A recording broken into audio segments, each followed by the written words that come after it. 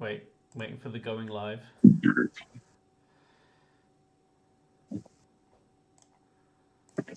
Waiting for the going live. Here we are.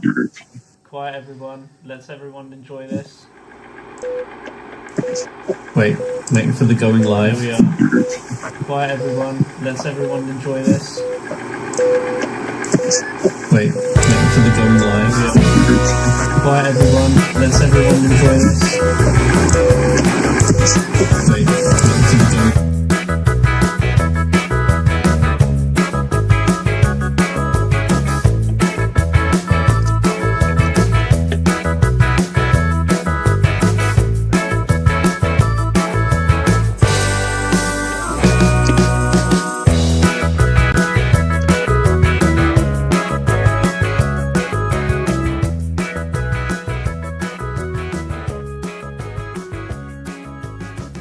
Are we on?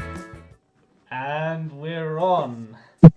A few technical hiccups there, but we will sort that out in the future. Hello everybody and welcome to the very first official stream of the Shunting Yard. I hope you can hear us. Today we've got, to paraphrase Meatloaf, 3 out of 4 ain't bad. We've got myself, James at the Little Western Railway. We have Rob from the Kiln Line. And Dan is hiding somewhere showing his layout from Engage USA.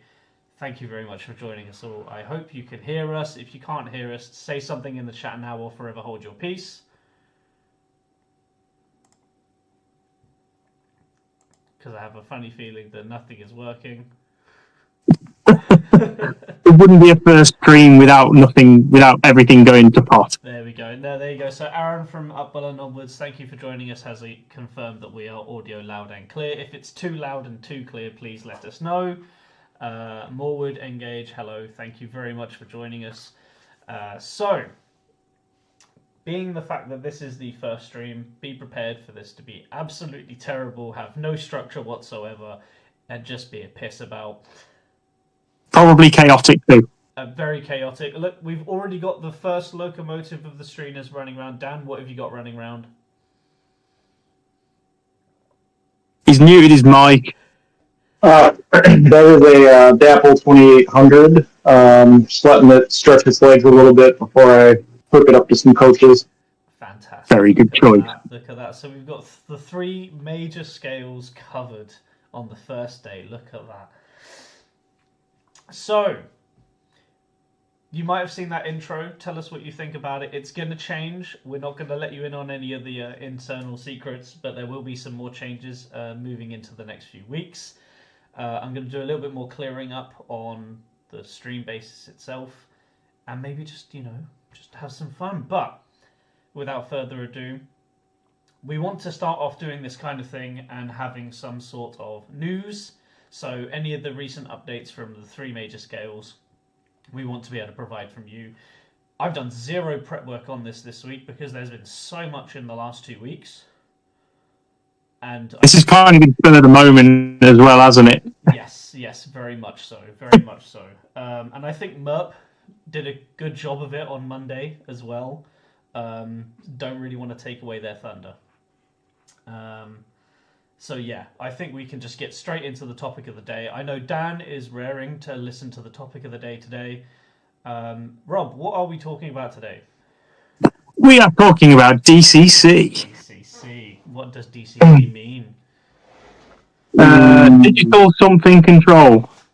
I believe it's digital command and control, but somebody in the comments can tell me differently. Basically, DCC has got a stigma for being, for people like Dan, who have been using DC for their entire time they've been doing this modelling. It's quite daunting. Fair to say, isn't it? A bit.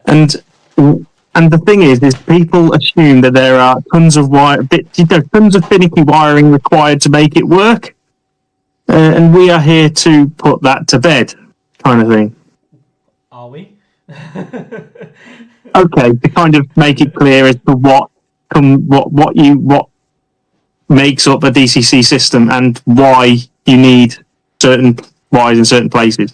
Yes, exactly. Then, at the end of the day, DCC isn't as complicated as it as some people make it out to be. And if you start in the journey in model railways from the very beginning, DCC is quite easy just to fall into. Whereas having an established layout or an established modeler, it may be a little bit more tricky. Yeah, exactly right. We'll get a little bit into more established ways later on, but I think we can start off with the basics. Try and explain why 2-wire is for sure an option, so that there is madness to the myth of DCC is only 2 wires, being red and black, depending on which variation you want to use in which direction. But you can run DCC on an entire layout with just 2 wires. Gentlemen, can I interject? My layout is. We can get to that. Sorry, Dan, what did you say? Can I interject for a moment? Of course you can. I'm sorry to announce the first ever casualty of the Shunting Yard podcast. The 2800 Chevy traction tire live on camera. I don't know if you can see that. No. We have the... Now, according to some YouTube personalities, this means I need to throw the locomotive away because it's obviously no good anymore, right? Yes. Just cut the traction tire off. I mean, you bought Dapol. There's your problem. Nah. Those locomotives, just cut the traction tire off. It'll still pull everything. There you go. Sorted. Oh, I know. Can we get F's in the chat, please, for the traction tire on the Dapol 2800? God, I appreciate your support in these trying times. We've been live for 5 minutes, Dan, and you're already breaking things. Can't leave him with anything, can we? No, not at all. Not at all. Blimey. So, yes, DCC. So, it is fully capable of running a DCC layout with 2 wires if it's a single loop of track. I've done it. I do it on the floor all the time when my daughter is here and she wants to play trains and she decides that she wants to use the big trains that are It's a solid floor, by the way, not carpet, right? Solid floor. Look down there. It's a solid floor, not carpet. We do not endorse carpets on this channel.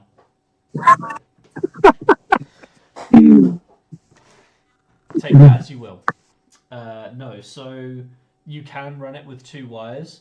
And I think the nomenclature more comes from the fact that people assume that you need wires here, there, and everywhere, where actually you just need sets of wires. And those 2 wires happen to be the same color, just going to a single place. Think of it like the electrical system in your house. Everything is connected to the same circuit, just at different points in the house. At least that's how I think about it. It's basically your whole house has a buzz wire going through it, doesn't it? A bus wire where all the sockets come off the series, you know. And that's pretty much how DCC works. Exactly. And underneath my layout, I won't show you the wiring because it's absolutely horrendous. But underneath every single running line on the bits I've currently done, there's literally a black and a red wire that runs underneath it. And every so often there's a dropper that goes, like as James is showing you, it will come underneath the baseboard and join on to pretty much every single bit of different differential flexi track I've got going around the layout. But every bit of track that I've got has got a dropper. And obviously, the more droppers you have, the better electrical connectivity you're going to have for your locomotives and the smoother running. Yes. Couldn't have said it better myself.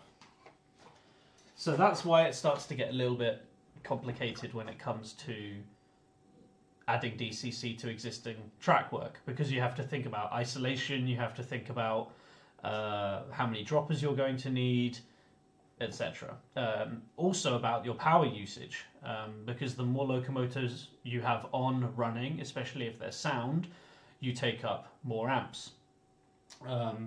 For 00 gauge, I believe a standard locomotive should take under an amp, a fair bit under an amp, but the moment you put sound on that, it can go over an amp, if not more, depending on what speakers you're using, what size of decoder it is, what size of locomotive motor it is.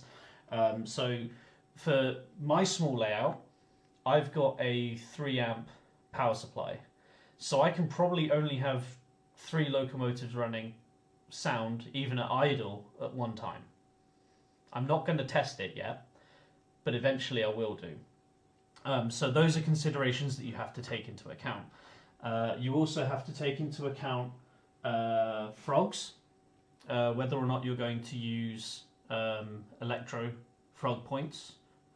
You have to make sure that you have, some sort of frog juicer, or in my case, micro switches, to be able to change the polarity of tracks depending on which way the points are going. There's a whole heap of things that you have to consider when upgrading an existing layout. It's not saying that it's impossible to do, but you have to think about it clearly. So using Dan's layout as a example, because his is fully DC, all the points you see on that layout will, even if they're not insul or unifrog as they currently are, they will need to be changed to electrofrog or unifrog for maximum connectivity. But DC can be used with insul frogs, but it just means you're going to need more droppers to transfer that electrical connectivity to the next section of track, because it won't be changed by the polarity of the points.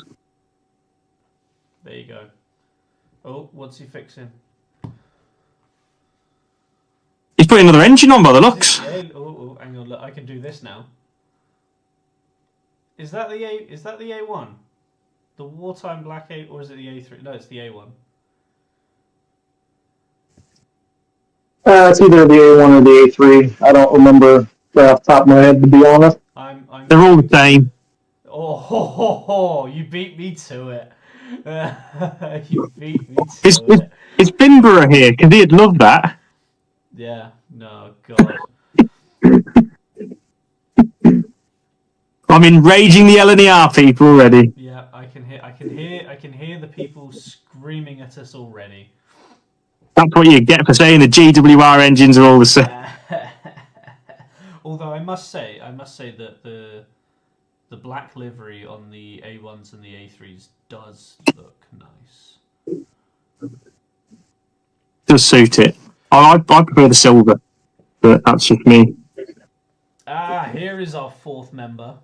Yes, it's quite possible. For some stupid reason, I don't have my external mic set up, so I'm having to use the webcam for this stream. But next time I will have my physical static mic in front. So thank you for pointing that out. If only I could, increase the gain on it. Great. But I can't. Unfortunately, I'm like 50 centimeters away from where the actual microphone is, and the boom mic on this headset is just terrible. So I don't bother. But if it's that bad, tell me, and maybe I'll have to resort to the lapel mic. Oh, just dropped the wheels there. Oh no. How's work, Hill? I know you've been busy as heck recently. You'll have to talk us through all the comments, because we can't see them. Yeah, that's what I'm keeping an eye on. Next time I'll have a tablet up here, I think. Well, next time we should be on the Shunting Yard channel, which means that each of us should be able to be logged in and have the live chat there. But we'll cross those bridges. We'll cross those bridges when we get there. Absolutely, we're in no rush. No, not at all. Not at all. But we're only starting out, so. Yes, exactly. But yeah, in regards to DCC, a lot of people struggle with when they start out, because ultimately, DCC chipping your whole fleet of locomotives, if you've got as many as Dan has, can get very expensive. Yes. So that is another point. But and people also worry about their older fleet of locomotives being DCC chipped as well, which is, they're all valid worries, because it isn't cheap. If you've got an existing large fleet of locomotives, it's just it's one of those. You've got to upgrade every single one of those locomotives to take that power saw.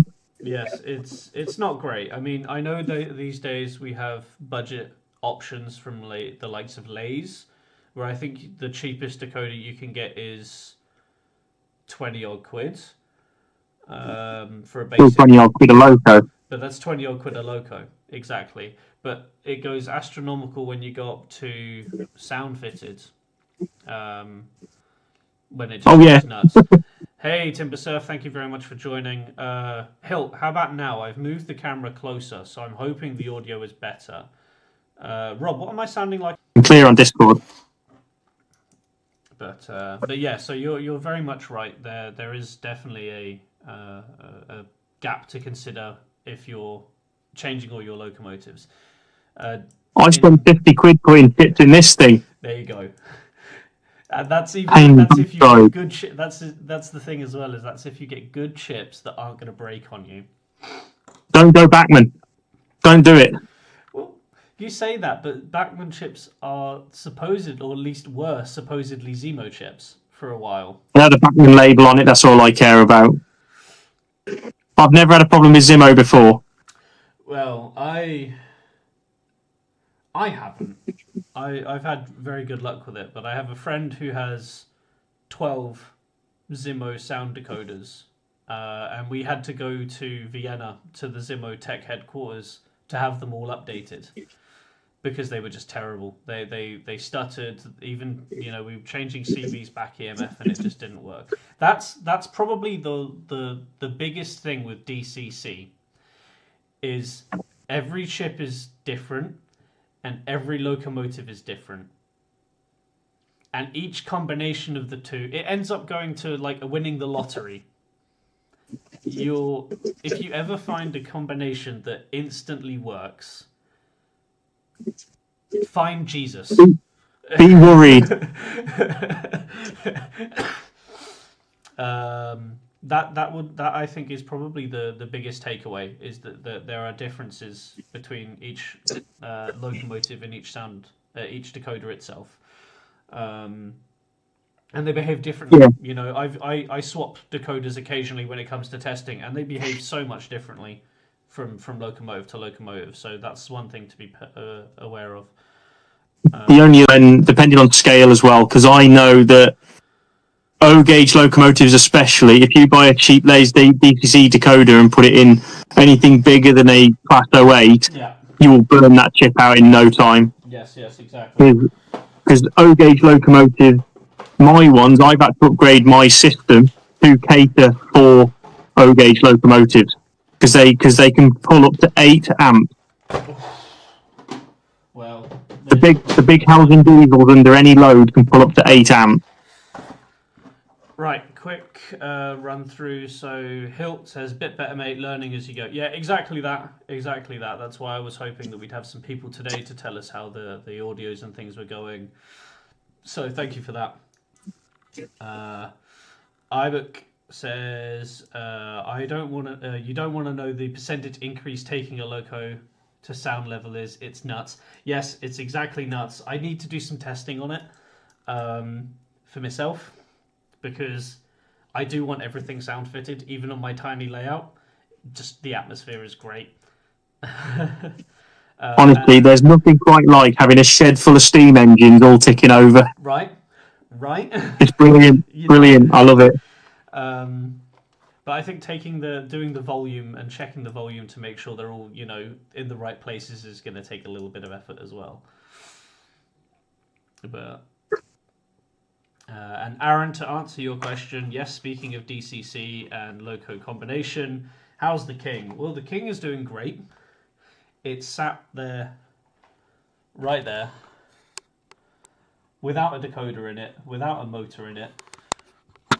The motor arrived today. I was 4 minutes late for the postwoman. So I have to go and pick it up tomorrow. So the decoder is still in its box, waiting to be used. However, it has a sugar cube speaker. I will not be using a sugar cube speaker. However, I do have an 8 ohm mega bass speaker from Roads and Rails, and this thing Tumps.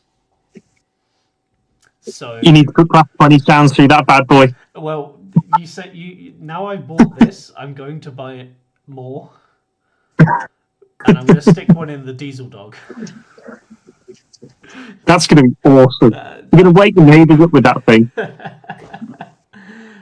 So yeah, there's the king. So hopefully I can do some work on it this weekend and get it running, and just have it sat there purring would be nice.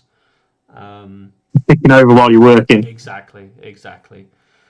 So yeah, there you go. So DCC, it's more than 2 wires, but not more than 2 wires, if that makes sense. The other issue is that it can be rather expensive with just equipment wise to even just starting, but retroactively fitting a system, like a layout that is already up, it can be expensive. In some ways not, but otherwise, for example, you can go out and buy DCC starter kits. So I know Bachmann used to do them. I don't know if they're still available in 00 gauge. They do, because you've got like the Whiskies Galore set is still around somewhere. There's a few other ones I know of. And then you've got all the Hornby sets, obviously. Farish do a castle set that's got a easy command in it. Is pretty good. And I've actually got a S&DJR set around here somewhere that I've nicked. That's on my N-gauge layout over there. Oh, lovely. It came with an easy command as well. Oh, lovely. Well, at least you've got a backup. It won't power the O gauge. No, not at all. Only 1 amp. Oh, that's horrid. Yeah, it's good for the N gauge, but the kits you get in those starter boxes are brilliant for the train sets they come in. But if you plan to expand and add more locomotives and sound and all that stuff, you need to upgrade. And personally, from my experience, I wholly suggest starting with an NCE power cab, because that's how I started out, and it served me well for 5 years until I bought the Gauge Master Prodigy. Yeah. Well, see, the Gauge Master Prodigy is one of those that people highly recommend. Matt's Maritime. Lifetime warranty. For joining. Yeah? Oh, I don't know. I'm not too sure, honestly. When I started up, I was looking at the Hornby Select system, and I almost bit the bullet. Very much almost bit the bullet. And then I met my English friend and saw his layout, and he's running a Digitrack system. And he was going into... I mean, bear in mind, his is 50 meters long and growing, with a 2-track mainline junction with a 2-track branch line. You know, it's a full shebang, and it's still growing. So he's running a Digitrack system, and that thing is expensive. So I was not going anywhere near that. We've got a Digitrack system for the Telford O gauge group as well, and he paid £500 for the base unit, the 5 to 8 amp base unit, and he also bought 2 of the other handheld controllers as well. So he spent like £700-800 on the control system for that, which was mad.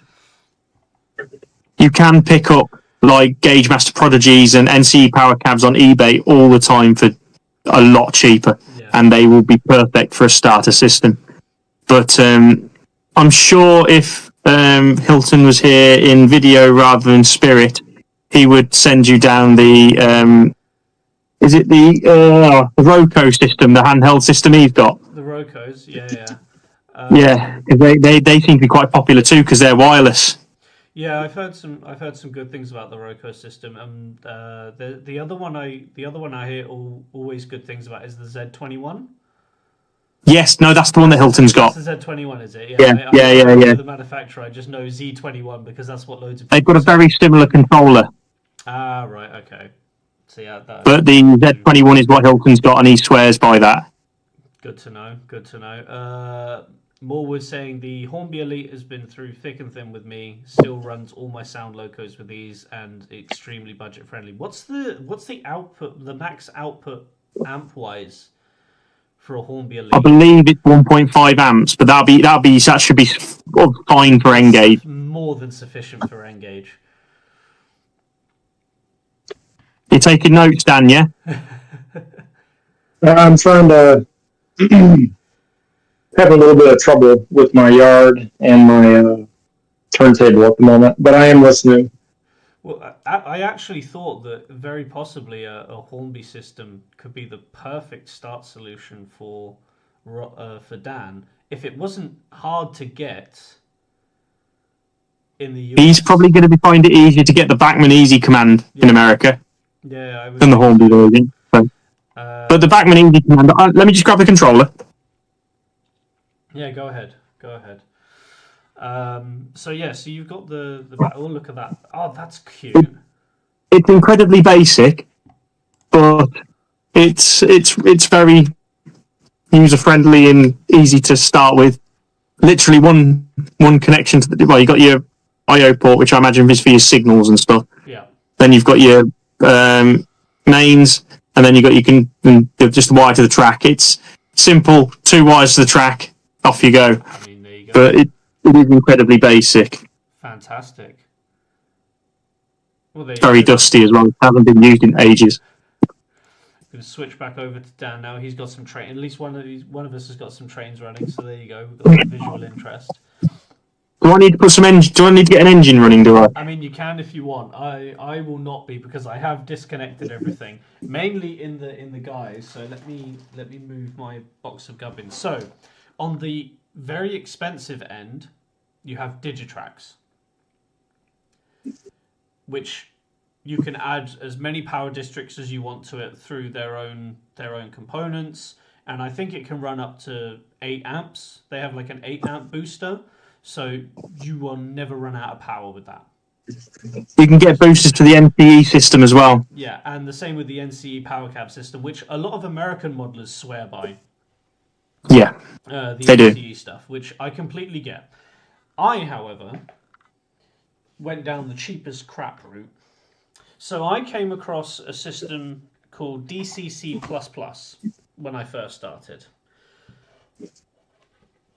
That's it.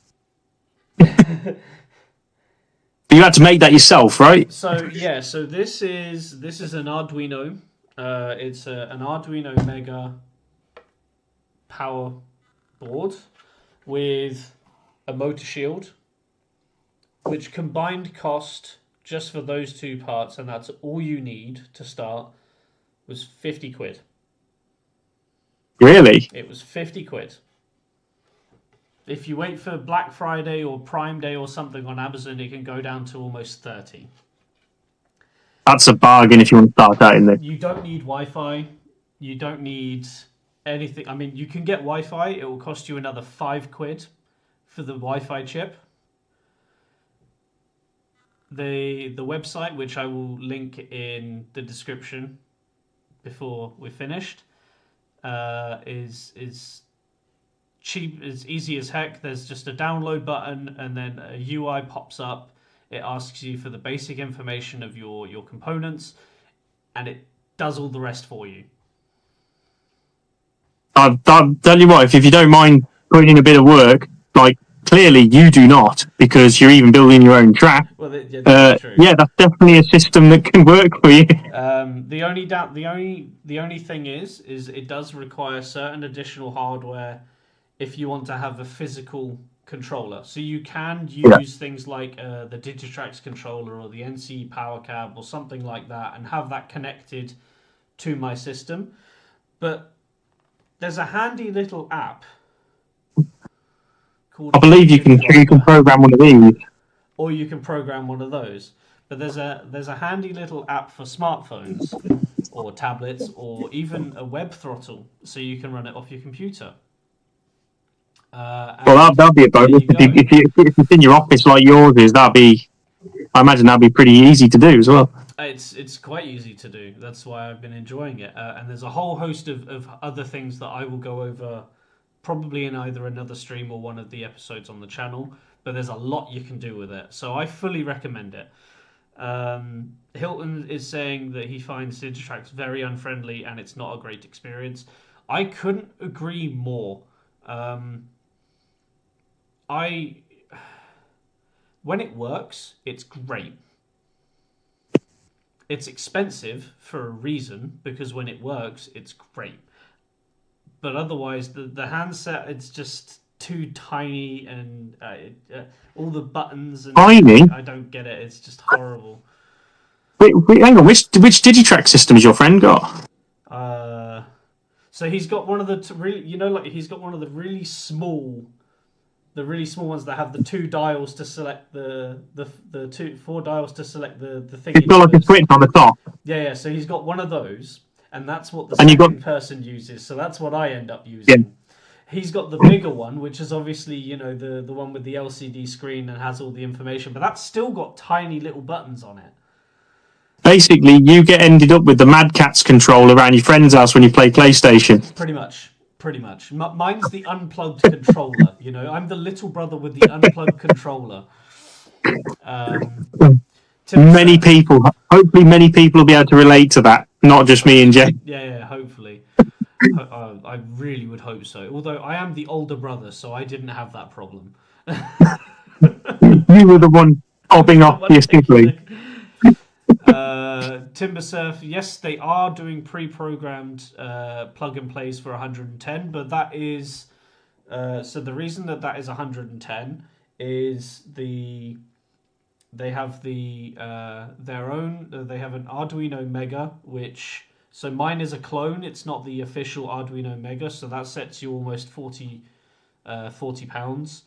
They have their own 5 amp motor shield, which I believe is 30 pounds straight out the box, and that gives you 2 track outputs, one for track power and one for programming track, which can be swapped on the fly, so you don't have to do any sort of separate wiring. That's with an LCD screen pre-programmed with all of the bits of information on it, and Wi-Fi built in as well, which is fantastic. So I think for 110 quid, it's a solid set. If you want to get into things like automation and and things like that, it's a really great start. It really is. Dan's turned his camera off, so I'll go back to the wider view now. Digitrack seems to be stuck in time. Their tech hasn't seen any upgrades in like a decade. Well, unfortunately, I completely agree with you, but their demographic is 90. Their demographic are old. No, I've noticed it with the ones we use down at the club, is that the controllers can be quite buggy as well, whereas the on the main controller, because that's the one they let me use, you with certain locomotives it skips speed steps, so the engine can just run away from you like at a moment's notice, which is very infuriating, and I can't wait to do that in an exhibition. But I after trying it down at the club, I'm so glad I didn't get one. I can see the draw to them, like because they have the massive power output that they can put into the track, especially for O gauge, blooming brilliant. But they can be incredibly buggy because it just seems they just don't support them. Yes. It's I don't get it. I honestly don't get it. I haven't seen anything new come out of them for a while either. I know there are a few third parties that are making good stuff.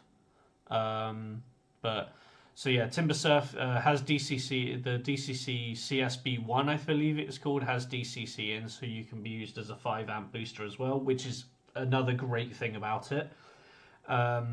We have our first question for the hosts. So Aaron, Upward and Onwards fame, is asking, what was the most costly model buy you have made? Rob, what is the most expensive thing you have bought? Did I show you?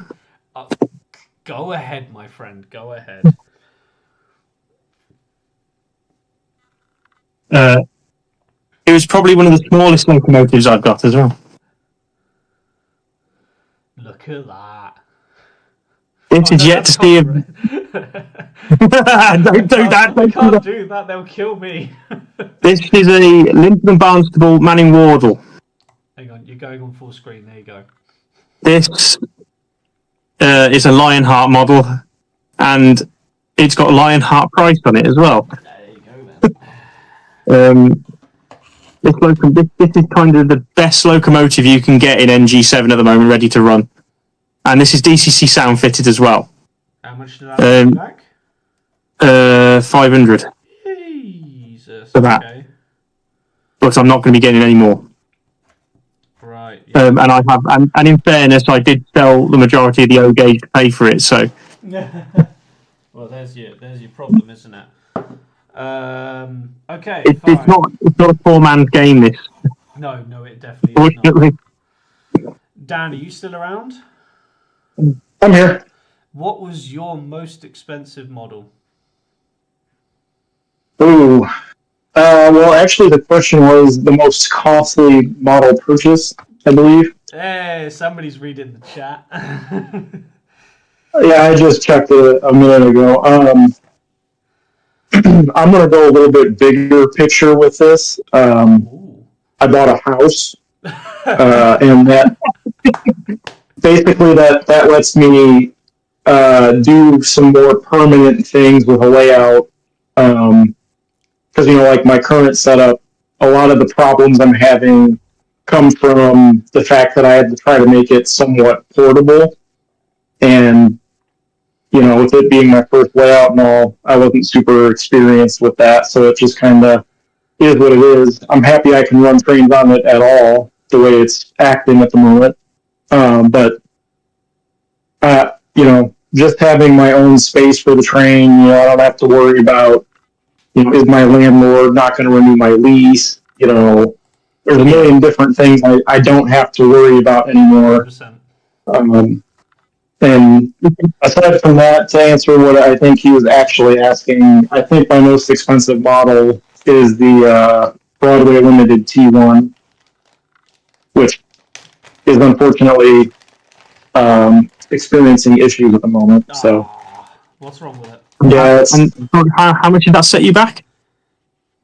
I want to say it was like $350 all in. It's not my most expensive locomotive by a lot, but $350 I think it is.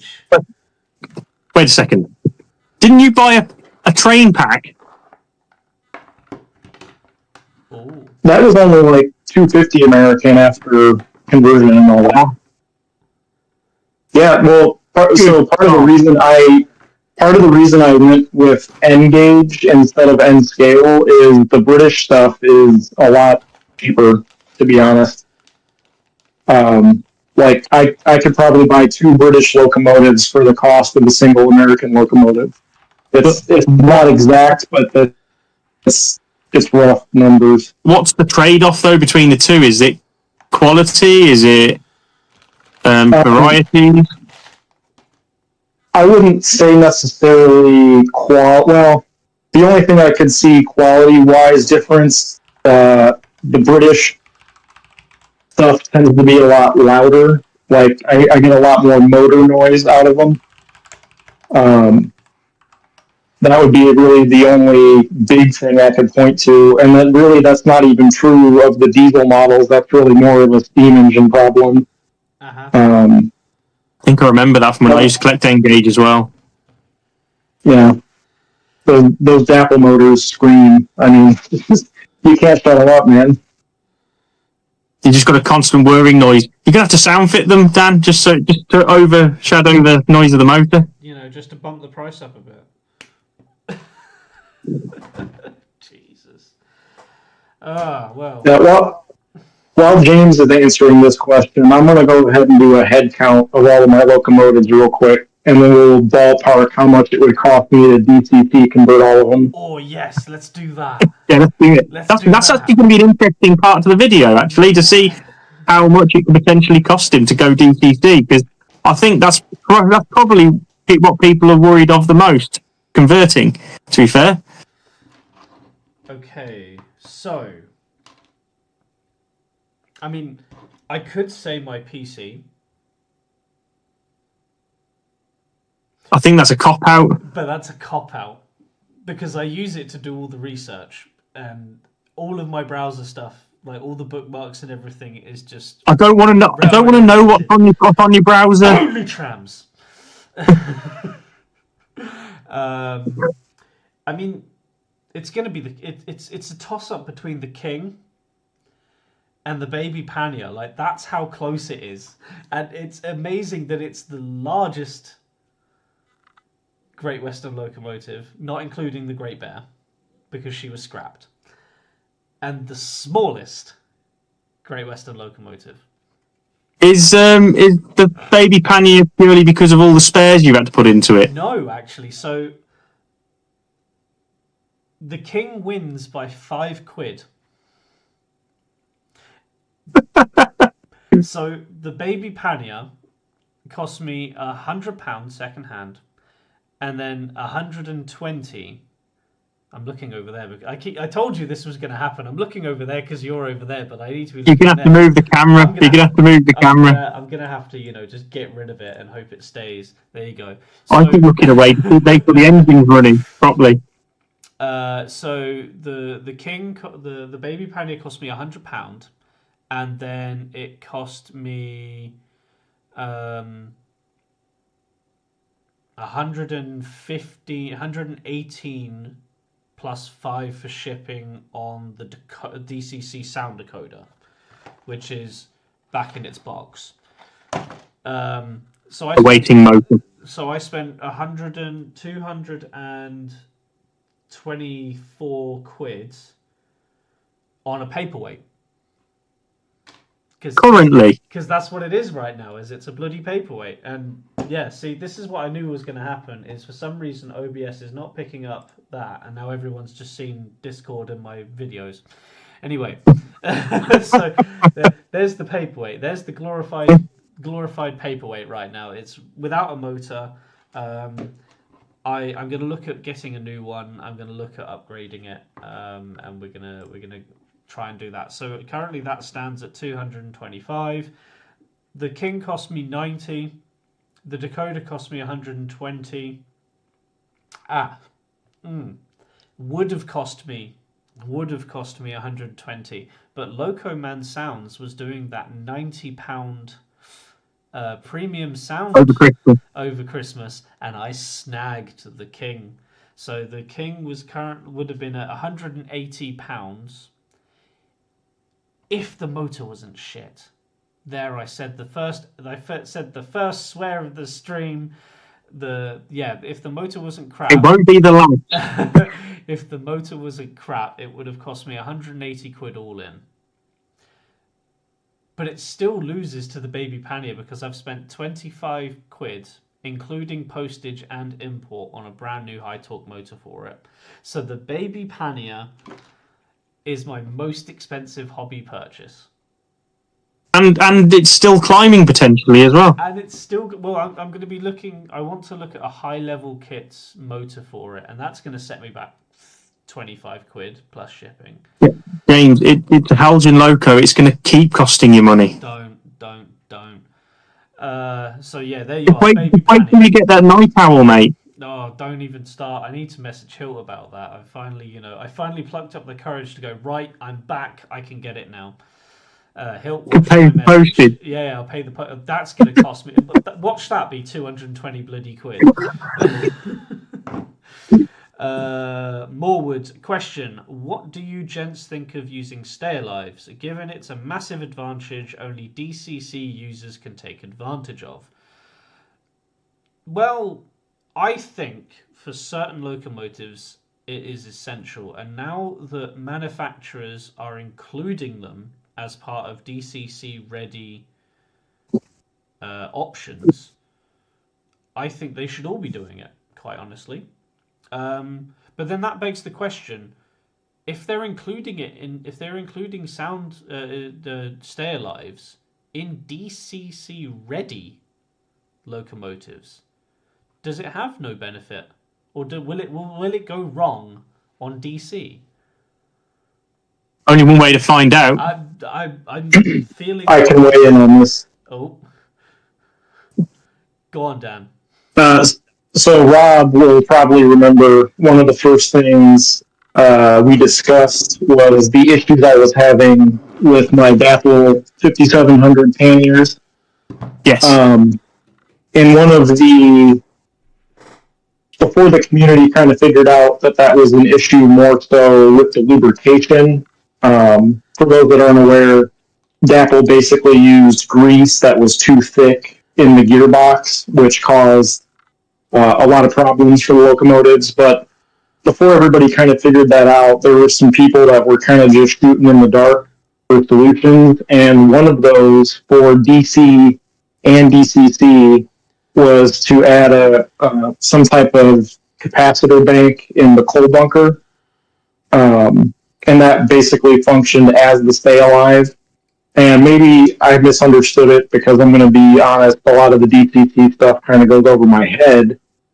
But my understanding of that video was that little capacitor would help regardless of you being DC or DCC.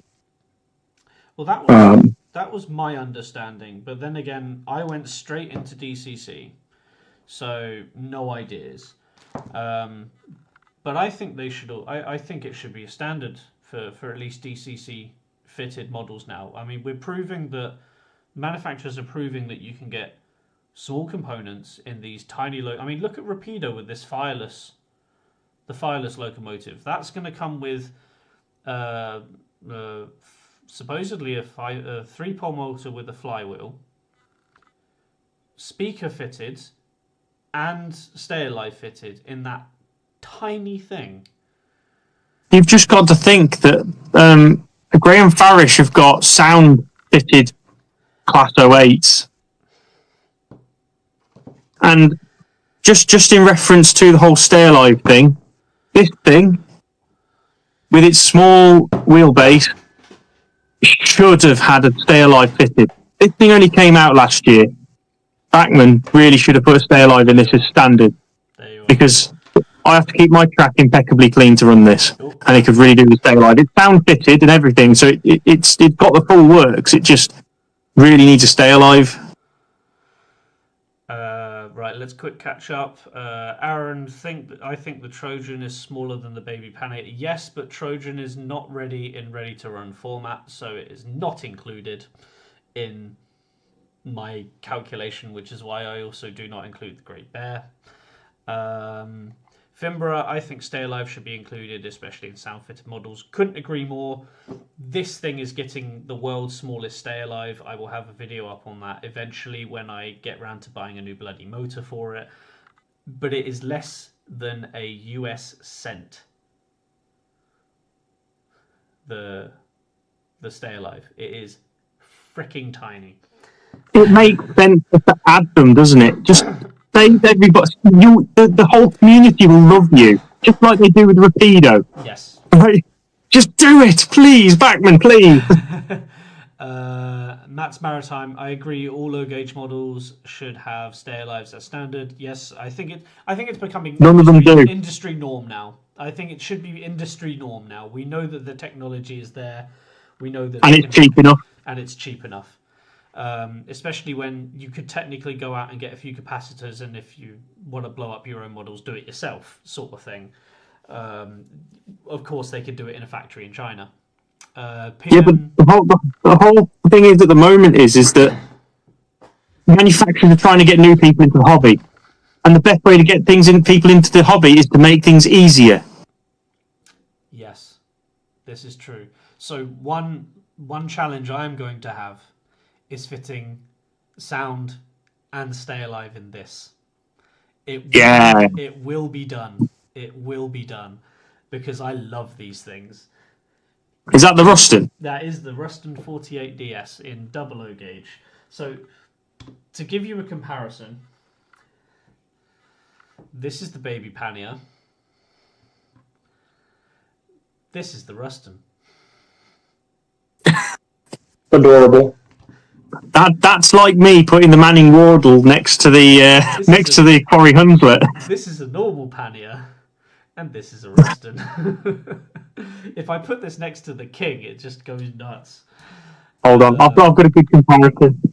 PN Motorsport Trains, thank you very much for joining the chat as well. For DCC, I just use HM7000 and a phone. Only got the 2 locos so far. Rest are DC and older models. Yes, so I am a massive advocate for HM7000, and we didn't really touch on that as part of the when we started talking about DCC. I think we really need to start thinking about structure moving forward. But honestly, I like just talking and having a chat.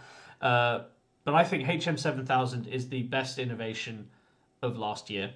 I don't care what anyone says about TRS trains having the smoke and the sound coming out, or you know, you've got Bachmann with the stupid auto uncoupler thing which nobody wants.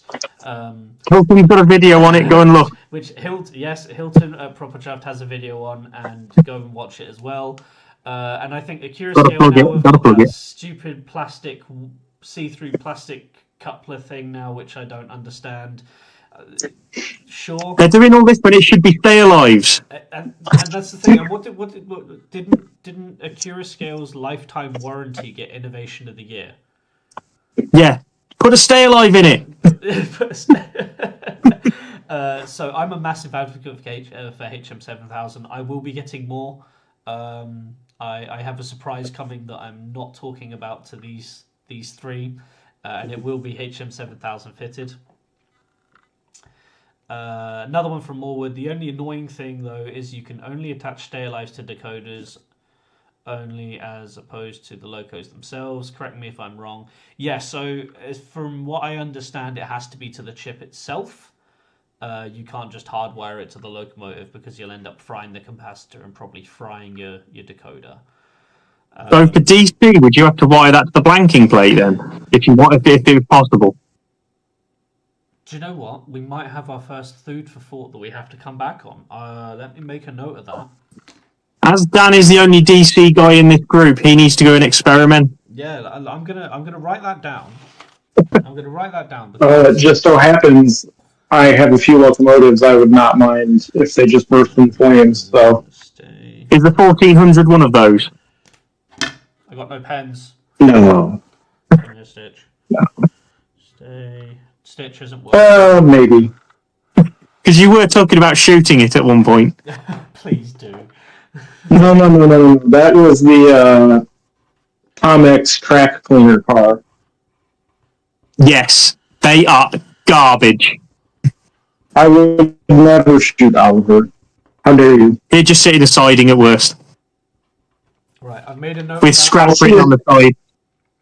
I'll see if I can track down that video of the Dapol 5700 repairs and find out how he did that. I do know that they have a blinking plate from the factory. So all DCC ready locomotives have a blanking plate from factory.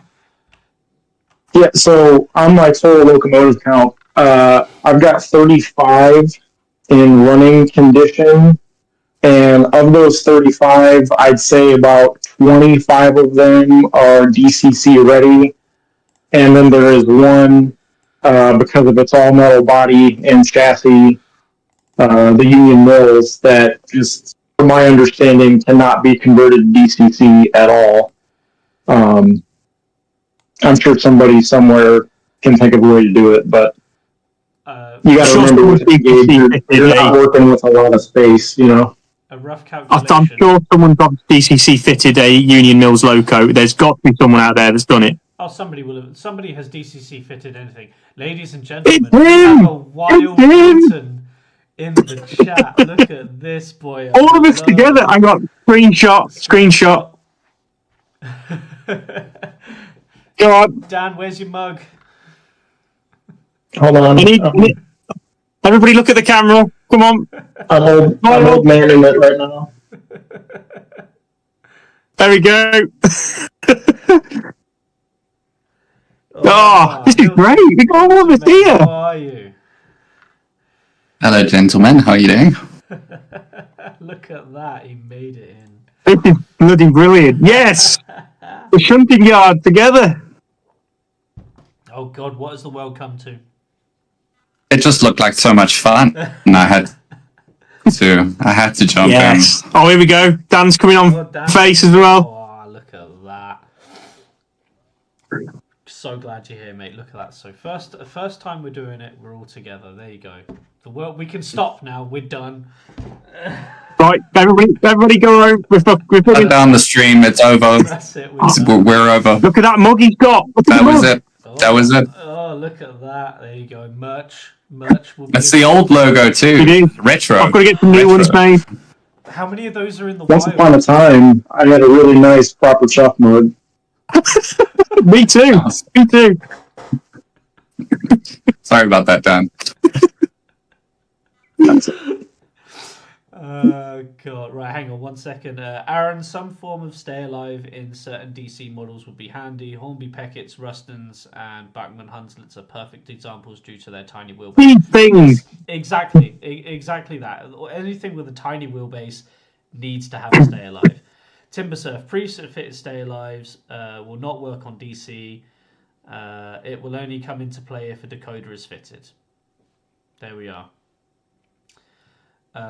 We have another question. What loco was the most annoying to DCC fit, or was faulty out of the box? The King, the Baby Pannier. Take your pick. This was an absolute nightmare. I've lost a buffer. Look, right there, I've lost a buffer. This was a nightmare to DCC fit. I had to underneath the panniers there is a weight, and I had to cut that in half to be able to fit the decoder in it. It's something that's fat. You have to modify the locomotive to fit a chip.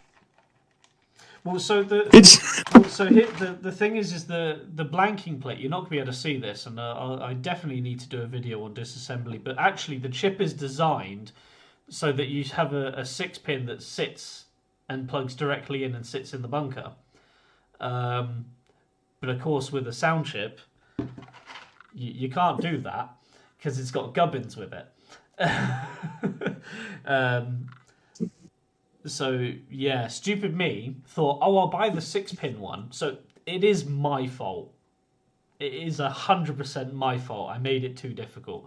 So I bought the one with the 6-pin plug and route this underneath the cab and plug it in. And that tiny chip had to fit somewhere, so it went down the panniers with the speaker in the cab.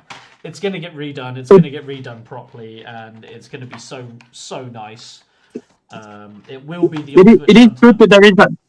It is good to actually have the space where to put things like that in, because if you wanted to smoke fit that particular locomotive, you could actually probably hollow out one of the tanks to fit an actual water tank in it as well. God, no, because this is the thing. So, and Hilt will probably be able to convey this with his experience of Hellion now. You take any weight off that thing and it pulls like shit.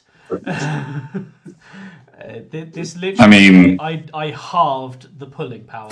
So this was, when it worked, it was pulling 12 Mark 1s without an issue. And then suddenly it stopped. So yeah, you know. Well, the Night Owl, James, I'll tell you, the Night Owl can't pull anything, so, you know, there you go. At least you got that. My friend. I have dreams of that thing pulling 80 truck long coal trains. That is... And I'm sure Hilt would love to see that. One day. Yeah, so for me it's Timber says that split chassis are also a problem. Some are impossible to DCC. They are. I tried one myself, and it was a bloody nightmare. I would never. In fact, I sold all my split chassis just because I was going DCC, and frankly, it's near impossible. I don't even know why anyone would bother, to be honest with you. I believe the first Dapol tender engines were split chassis as well, so I'm not sure because I think Dan's got a couple of the 28, and the first run of those were split chassis, so I'm not even sure he'll be able to convert those. But I think that's a thing of DC days, though, isn't it? Both of mine are DCC already. They've got blanking chips in them and everything. Oh, lovely. Oh, so there'll be one solid chassis then. So you could DCC fit those relatively easily. Now, if only I wanted to. That's why we're doing this. Yeah, that's, That's literally why we're doing the stream, Dan. literally why this episode is the first one.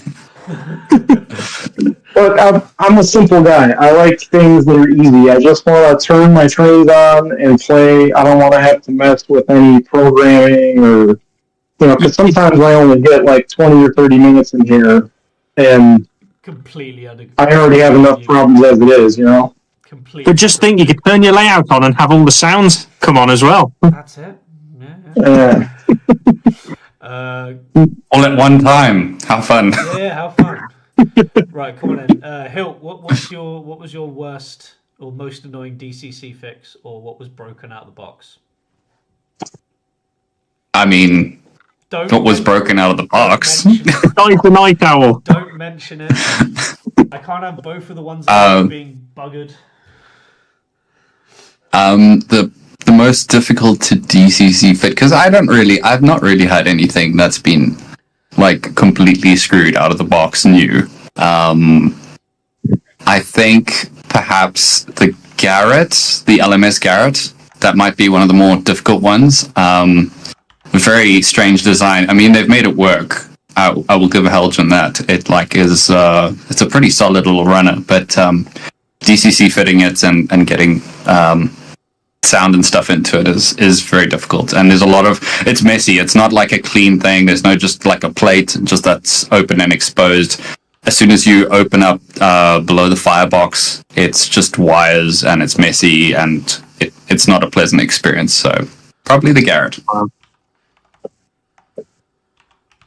Hello, Tom. Yeah, Oh, that's Tom's model.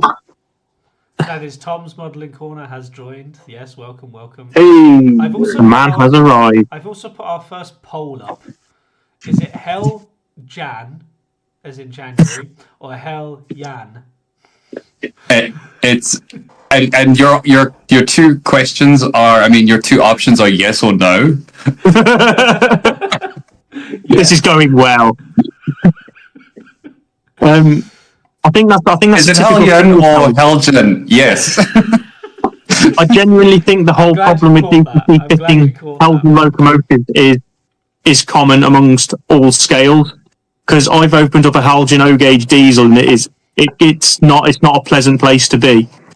I've also opened up the Helgen O gauge GWR Mogul as well to fit it for my friend at Longmeadow Junction, and it was an absolute. It was chaos in there. I can imagine. There's a question for you guys, by the way. Oh, yeah, from Moorwood. He says, would you? Sorry, am I jumping the gun here? Oh, well, I was going to get to. They're talking to each other. So yeah, go ahead. No, James, you're running the show. Sorry, I'm jumping ahead. Go ahead. Okay, so would you advise beginners to learn some more advanced CV programming in order to benefit more from DCC? Things like motor control parameters for smoother drive, etc. I'll open the floor to you two for a change first. Or you three, sorry. Even though Dan has no DCC experience, he can weigh in on this, because it's obviously, it's got to be on his mind at some point. I'm just going to say my piece here and say I've never actually adjusted CVs. I've only fitted DCC systems actually into the locomotives, but I've never played around with the CV. So I'll leave that over to you two. Well, we're just throwing questions at each other now, aren't we? Yeah. Yeah. I mean, that's the point, is it not? James, when are you going to get some track work done? Shush.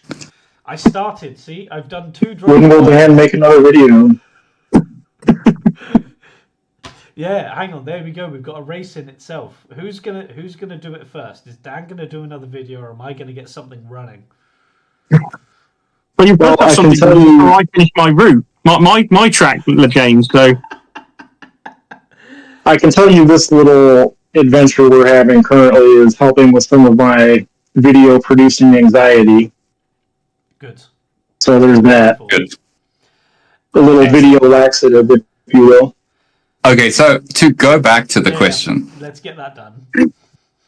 So I didn't touch CVs for quite a while until I think I first encountered an issue with my Rapido J70, and that was an Next18, and it just ran really, really poorly out of the box. And I kind of delved into the world of CVs and back EMF and stuff like that.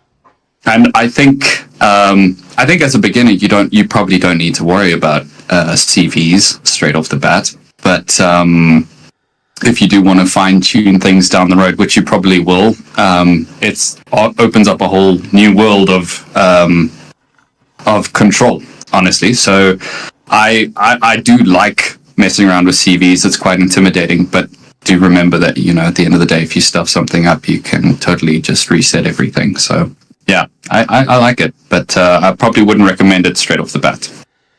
So is there literally just like a reset function to reset it to factory settings, is there? Yes, but don't do that with sound decoders. Deletes all the sounds? In some cases it could do, depending on if whoever set it up has given you a CV sets beforehand. I will never be pitching mine then. I have done that. Luckily, my friend. No, it might look like delete everything. I mean, for me, so I completely agree. Don't bother. Don't worry about it. Unless it becomes an issue. Straight out of the box, unless it becomes an issue. If it becomes an issue within the first year, send it back. Don't open it up. Send it back. Because it shouldn't be. Use that warranty. Or within warranty, I should say. That's what the warranty's there for. Exactly. 1 second, Aaron, we'll get to you. Timber Surface saying things like max speed, start voltage, acceleration and deceleration CVs all need adjusting for best running and ideally speed match. This is true, but that depends on what kind of modeler you are and how you want things. For someone who's just coming into DCC and just wants to run trains either up and down or round and around, not really going to be giving too much attention to that. So I don't. That's think another it's thing. It's a thing that you need to learn eventually, I think, but it's not something you need to worry about straight away. That's another thing I've seen. I think with DCC, a benefit of it is that I personally see it as the best way to operate an end-to-end layout as well. Yeah. Because you can have all your lights on in the coaches, put it in the station, and while you're running around, those lights stay on, kind of thing. And you can do some shunting somewhere else or at the other end of the layout and still have the engine traversing up and down the layout. I think that's the beauties of DCC. Yeah. It's the ultimate control system for model railways, isn't it? At the moment. Exactly. Just double check. Yeah, exactly that. Yeah, so you can have them consist. CV. So what's best to adjust CVs? PC, Sprog, or controller. So I use JMRI to log all of the CVs for all of my locomotives, or at least all of the decoders. But I do also have, so with DCC EX, they also have their own built-in programming system in the app and the software. So I can do all of the CV changes through my phone,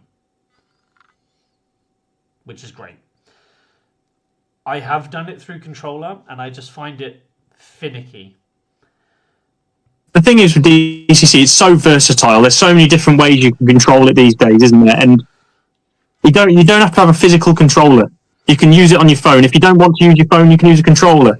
It's just so diverse. I completely agree with that. Can even operate off a PC, you know? I can't comment on Sprog. I am not too familiar with Sprog or any Merg products. I don't know if Sprog is a Merg product, but I'm assuming Merg is a thing and people know Merg, so Yes, this is true. Not everyone has a PC to program on. This is very true.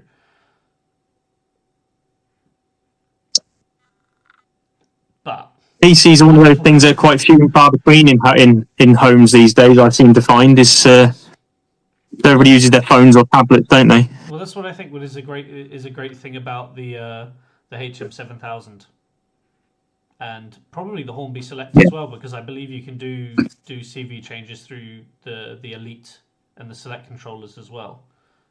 You know, James, you've actually sold me on the HM7000 you sold me on it for Tom Roll and the new diesel that I'm building. It's perfect, mate. It honestly is. I don't have to worry about going to my friend's layout anymore and having any issues, because I can just go, we're having issues with DCC, swap to Bluetooth, and away I go. And I can piss about doing what I want while he carries on with his Digitrax expensive stuff that's going to break all the time. So HM7000 can be used on both the DCC controller and Bluetooth? Yep.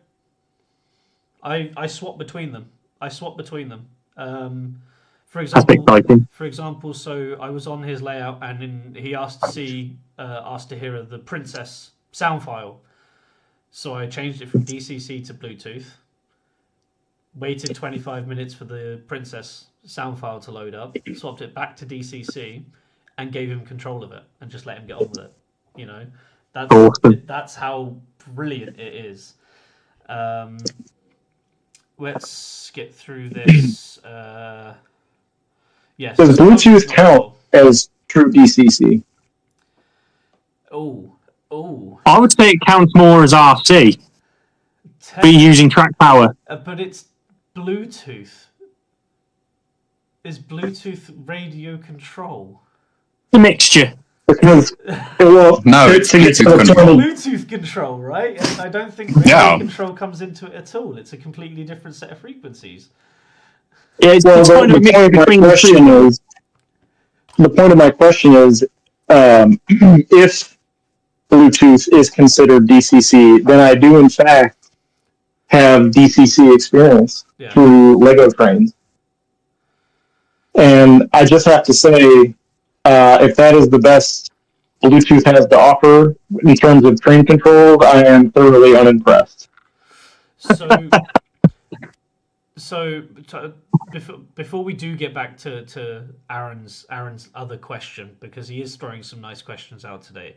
So last thing on this, so Timbersurf has said that the only downside on HM7000 is that it's not polyphonic, so it's limited to 3 channels. I tend to disagree. There is more than one problem with HM7000. There are 3. Bit them through. 1, it's not polyphonic, so it's limited to 3 channels. 2, if I have a layout and I want my friend to play on my layout with me, and I have my phone that has those decoders programmed on that app, he cannot control the same locomotives at all on another device, even if it's logged in with your details. You have to de-link them from this device and add them to this device. Why have you got a burner phone? Oh, because work. This is a funny story that I will tell you at a later date. And the third... James is actually the jackal. He's out taking out people across Europe, so... Yeah. That boy's always travelling. I don't have a wife and kids. That's just a cover story. And the third problem is it's too big. It's too big, and it doesn't fit in some of Hornby's own locomotives that they have sound files for.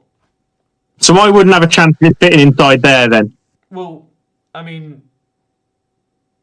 You might... Oh, no. Oh. Oh. No. Yeah, you're going to struggle, Rob. You could get it... I painted that!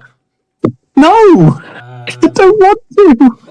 Okay, yeah, so there are 3 issues, but I do still think it is a great innovation, and I think they're gonna do more with it. At least I hope they do. They've brought out non-sound versions as well now, so there's also a slightly cheap option there. for the Bluetooth control. So that's another way to go, Dan, if you need to. But again, they're going to be way too big, I think. I mean, even still, James, the size of the decoder on even the non-sound is just too big still. Yeah. It's not quite there for Engage yet. No. And I don't think it will do. It's just breaks my heart. Okay. I mean, they've only just got sound into Engage, so I wouldn't. It's going to be a couple of years before they develop something smaller that can be Bluetooth operated or anything like that. Yeah, completely. I mean, even the next 18s for the TT120 stuff, they look pretty big. Like, I feel like Hornby's design team has to work very hard to make sure that their smaller locos, especially those LNER tanks that are coming at some point this year, I think, that's going to be a struggle to fit sound and a next 18 Hornby decoder into. Yeah, I completely agree. I mean, honestly, they could do with shortening the Bluetooth antenna. Its range is hilariously big. Like, you can drive it from like across the road, just running trains. I'm yet to completely test its range, but I've clocked it out at 60 meters. Wow, that's a lot. That sounds like a video idea. It's in the works, but I have to wait for my friend's extension to be finished before I'm allowed back in the loft. So yeah, there will be an update on his layout coming as well. He has given me permission to show his layout on YouTube. Ooh. So Very nice. You don't just get close-up videos that I've been taking. Anyway. Whoa, hang on a minute. Well, hang on. You mean we're actually going to get to see your engines doing something? Yes. Cheeky shit. Okay, right. Back to Aaron. So, beauty of a question. If any of you had to start over, what scale would you choose and why? Well, I mean, I think we're all going to go for the same answer. Are we? Probably not. Are we? I'm going to say O gauge, honestly, and I kind of madness. I mean, considering the amount of track you put down, yeah, that might make sense actually. It'll be quicker with O gauge because there's less of it that he has to put in. This is true. Yeah, he just has to put like one straight piece in, and he's done. Go on, Hilt. What's yours? You know, if there was more option, and I'm sure there will be in a couple of years, I think TT is probably the best scale. I really do. Interesting. No, I really do. It kind of, you know, from what I've seen, the detail level on TT is nearly 00 level, and it's. I mean, the European market's been doing TT for years, and it's a successful scale. I think it just matches. Like, N is too small for me. 00 maybe too big for the larger layouts. TT kind of is that perfect sweet spot. I would love TT. I get that. Fair enough. If somebody handed me a TT 120 set and said, "Here you go," I wouldn't be disappointed. Especially if it was an intercity HST, wink wink. Intercity Swallow. Wink. Intercity Swallow livery. I'm sold. Oh, same here. Yeah. The O. We know we've got Dan here. The O gauge layout that might never be. Can you tell I'm fed up with N gauge? That is a thing of beauty, and I am actually 100% disappointed I did not bite the bullet on one just for display purposes. James, they still have some. I know. On Sheffield. I can't warrant it. That's a sound decoder. In all seriousness, I would probably stick with N. I just like having, I don't know, longer trains, I guess. Unless you've got like a really large space, doing any kind of long trains with 00 or O gauge is just kind of, I don't know. you can do it, but it doesn't look the best. And when I say that, I'm talking about like Lionel trains. Some of those guys have passenger trains on tracks that are like, it almost wraps around their whole layout by the time they get all the cars on, and it doesn't look good to me. Well, just to put it into perspective, that's a whole rake. That's a full rake of 2B sets there in O gauge. That's got to be like what, 1.5 meters? That's like a whole child That's one of train. One whole. That's what. If I put it on end, it's probably taller than my daughter. Yeah.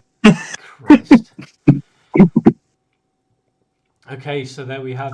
I'm seeing a lot of hate for TT in the comments. Yeah. I'm like, okay, well, all right. I'm alone. If I was to start again, I'd go NG7 all day, every day. If I was to start again, I'd just do everything NG7. So I probably should have said 7. I mean, yeah, 7 mil is. I probably should have the said thing. 7 mil because I do love narrow gauge. Now, I'm going to call both of you out because NG7 is kind of experiencing flavor of the month thing right now. Is it though? I just feel like in the last 2 years especially, it's like exploded in popularity. Same with 009, as a matter of fact. Anything narrow gauge. Narrow gauge has come into its own in the last couple of years purely because of the 009. The only reason NG7 has taken a massive resurgence is because Bachmann released these. Well, I mean, there are lots of types of narrow gauge. But there is. But there haven't been. Hilton has lots near him. But there haven't been in the UK market. And I think that's what happened is they saw that there was a gap in the UK market and tried to fill it. And they've done well. And honestly, I think it's going to do better than TT. TT 120.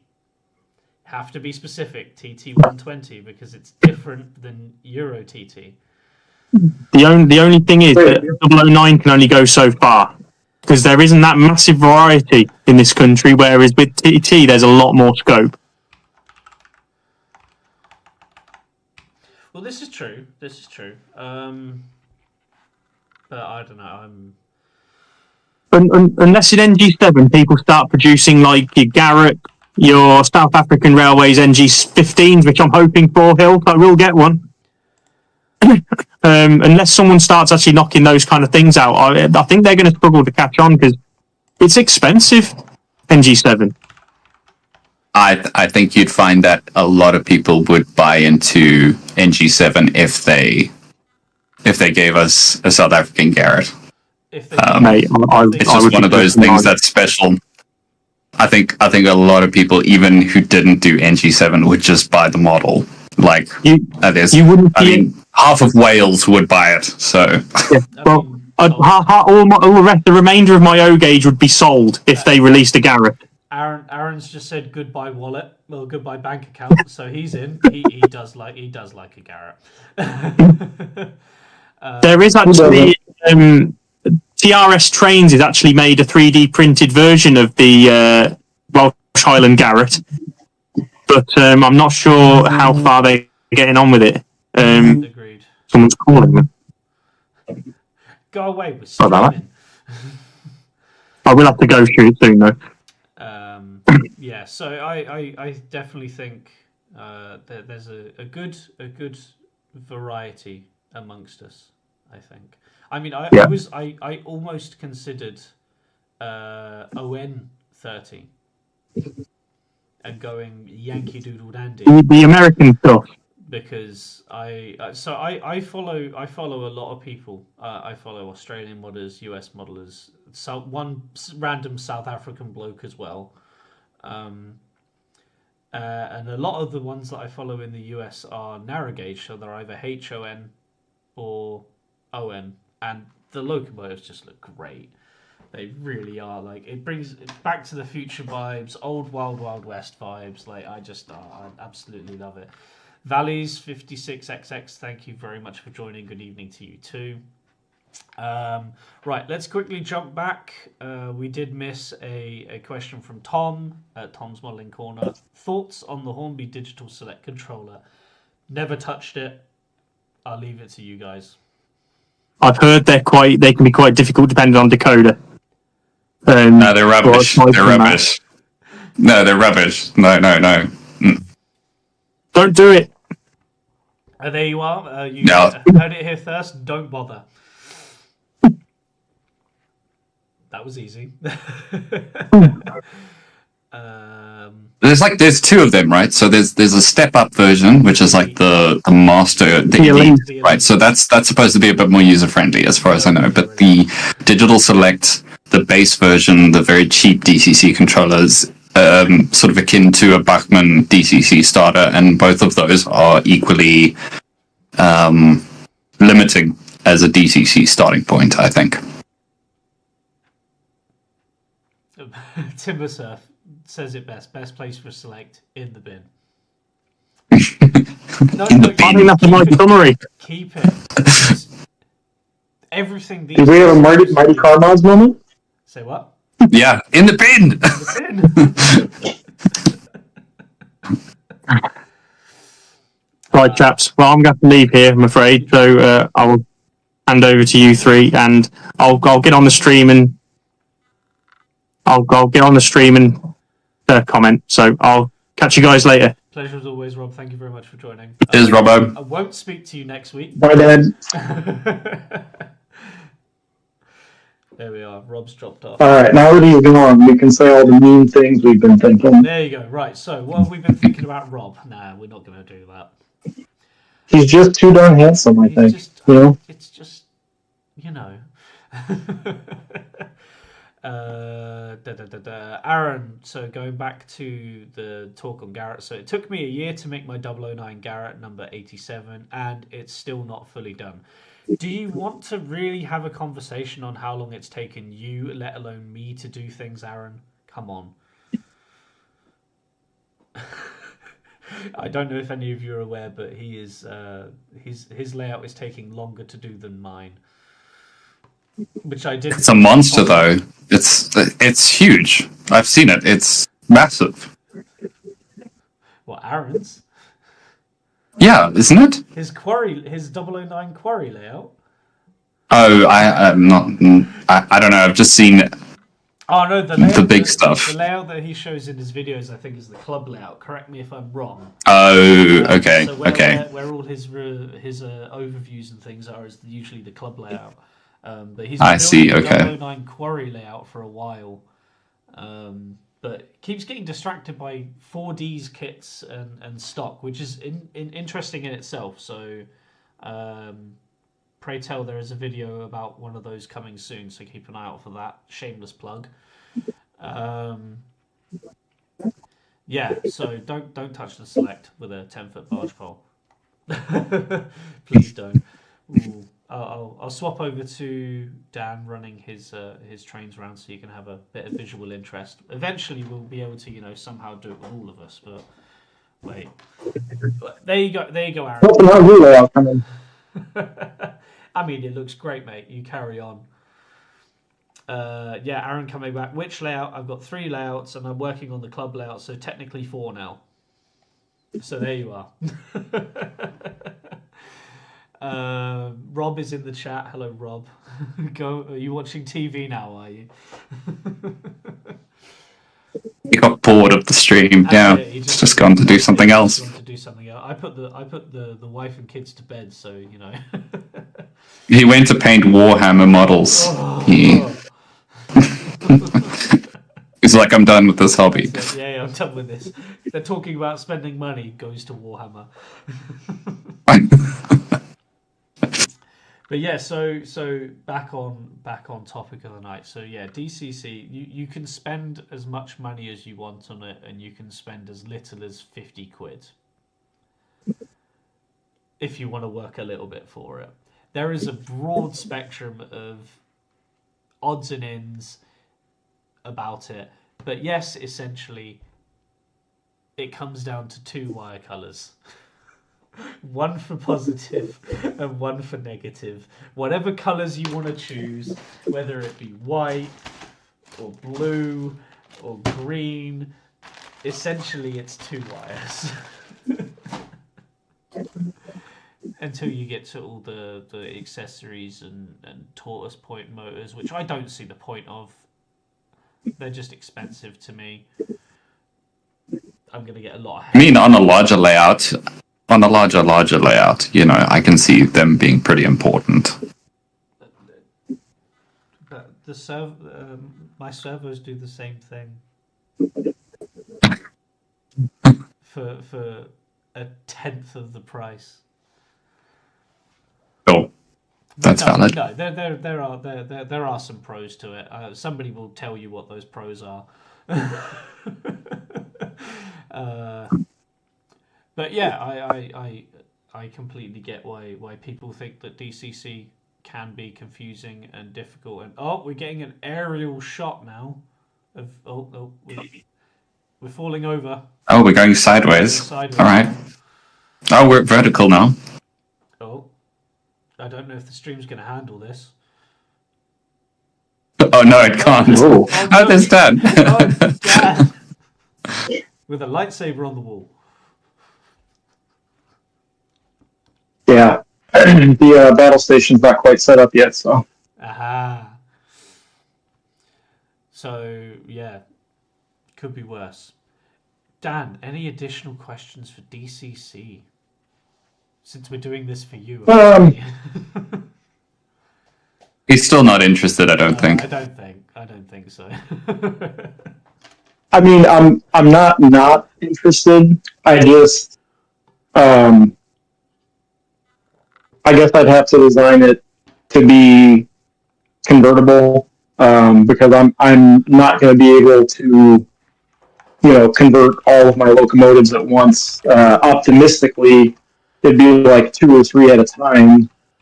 But right now, I mean, I guess I'm kind of at the perfect junction to do it because I'm planning to build a new layout. So, I kind of designed this one so that it could be, if I wanted it to be, at least based on a conversation I had with Rob, he thinks it could be DCC, but, you know, given all of its flaws, I don't think it's worth my time or the money with where it's at currently. So I can understand that. kind of is what it is.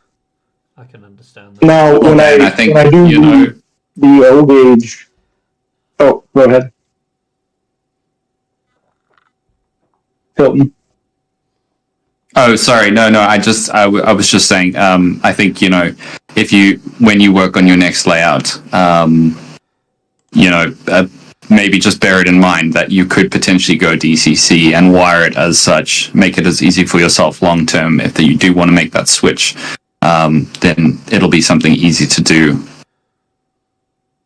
Yeah, that's more or less the plan, and I'm gonna have Rob basically with me constantly on video chat while I'm wiring everything, because I'm really not confident. I'm not. I guess that's part of what pushes me away from DCC is I feel like it's very complicated in my head, and I know when I talk to you guys, you say it's not all that complicated, and I don't doubt you guys on that. It's just it's a new thing, and you know, change can be intimidating, I guess. Completely understand that. Change is difficult in the world of model railways. Yeah, I get it. I totally get it. Yeah. Well, we're all modeling stuff that's, you know, in some cases almost 100 years old now. So change in the model railroad community don't gel all the time. Yeah, agreed. Completely understand that. Aaron, thank you very much for joining us. Yes, please write down any questions you have for us. We will be live again next week and hopefully very many weeks after that. So thank you very much for joining. Question from Morwood. What is your go-to decoder brand and why? We all have one. So I think that's just for myself and you, Hilton. And Rob, if you want to try type it in the chat, go ahead, mate. Go on, Hill. Oof. Now I'm thinking. I don't know if I have a favorite one off the bat.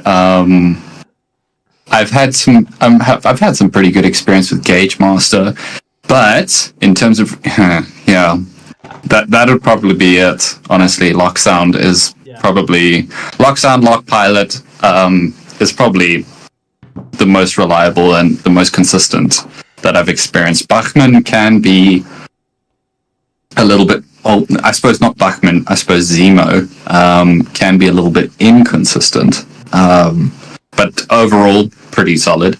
But yeah, I think Lock Sound, Lock Pilot. That's probably the one for me. Yeah, so I agree.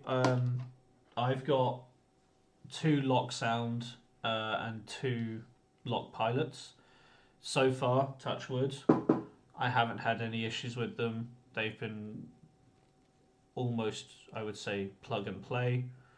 And then I've been able to, program them whatever without having the, lock program or whatever. Of course, it would be better. And I do like them. I have had Zemo decoders myself, and I do like them. Hey, Griffey. Thank you very much for joining us. Sorry, I have had Zemo decoders in the past, and I do like them. They do have some pretty cool features. Some of them do even come with stay alives, which I think is a massive bonus because the lock ESU ones are stupidly expensive, and void your warranty if you try and do it yourself. But my friend, as I was saying earlier, has a large fleet of locomotives.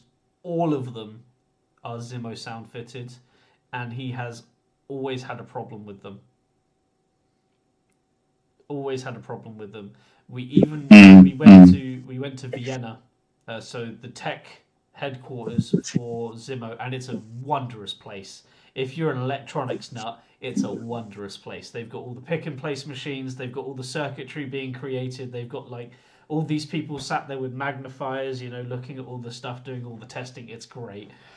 And they had to do proper updates to all the chips. They had to go through and test each of them, and it took about 3 months for him to get all his chips back. And they're still not working great. They still need some tweaking, but they're just something inherently wrong with them. I don't know if it was the batch that he bought them all, because he bulk bought them several years ago. So that for me, it's not completely taken me off Zemo, but it's steered me in the opposite direction. The reason I have ESU, I hear you. The reason I have ESU is the sound file for the 1366 is only available on an ESU decoder through wheel tappers, and I was recommended the Locoman sound file, which happens to be on an ESU lock sound. So, because I think would have Zimos. Honestly, because I mean, I think ESU probably have the most versatility when it comes to sound of the lot. There's definitely the most availability for ESUs. Yeah. So we've got, let's see. Oh, Rob is saying Zimo hands down, which we can understand. Then we've got Griffey saying, Zimo. Fimber is saying Zimo as an N scaler. I think they do really well with their small decoders. I almost considered getting an N scale decoder for this.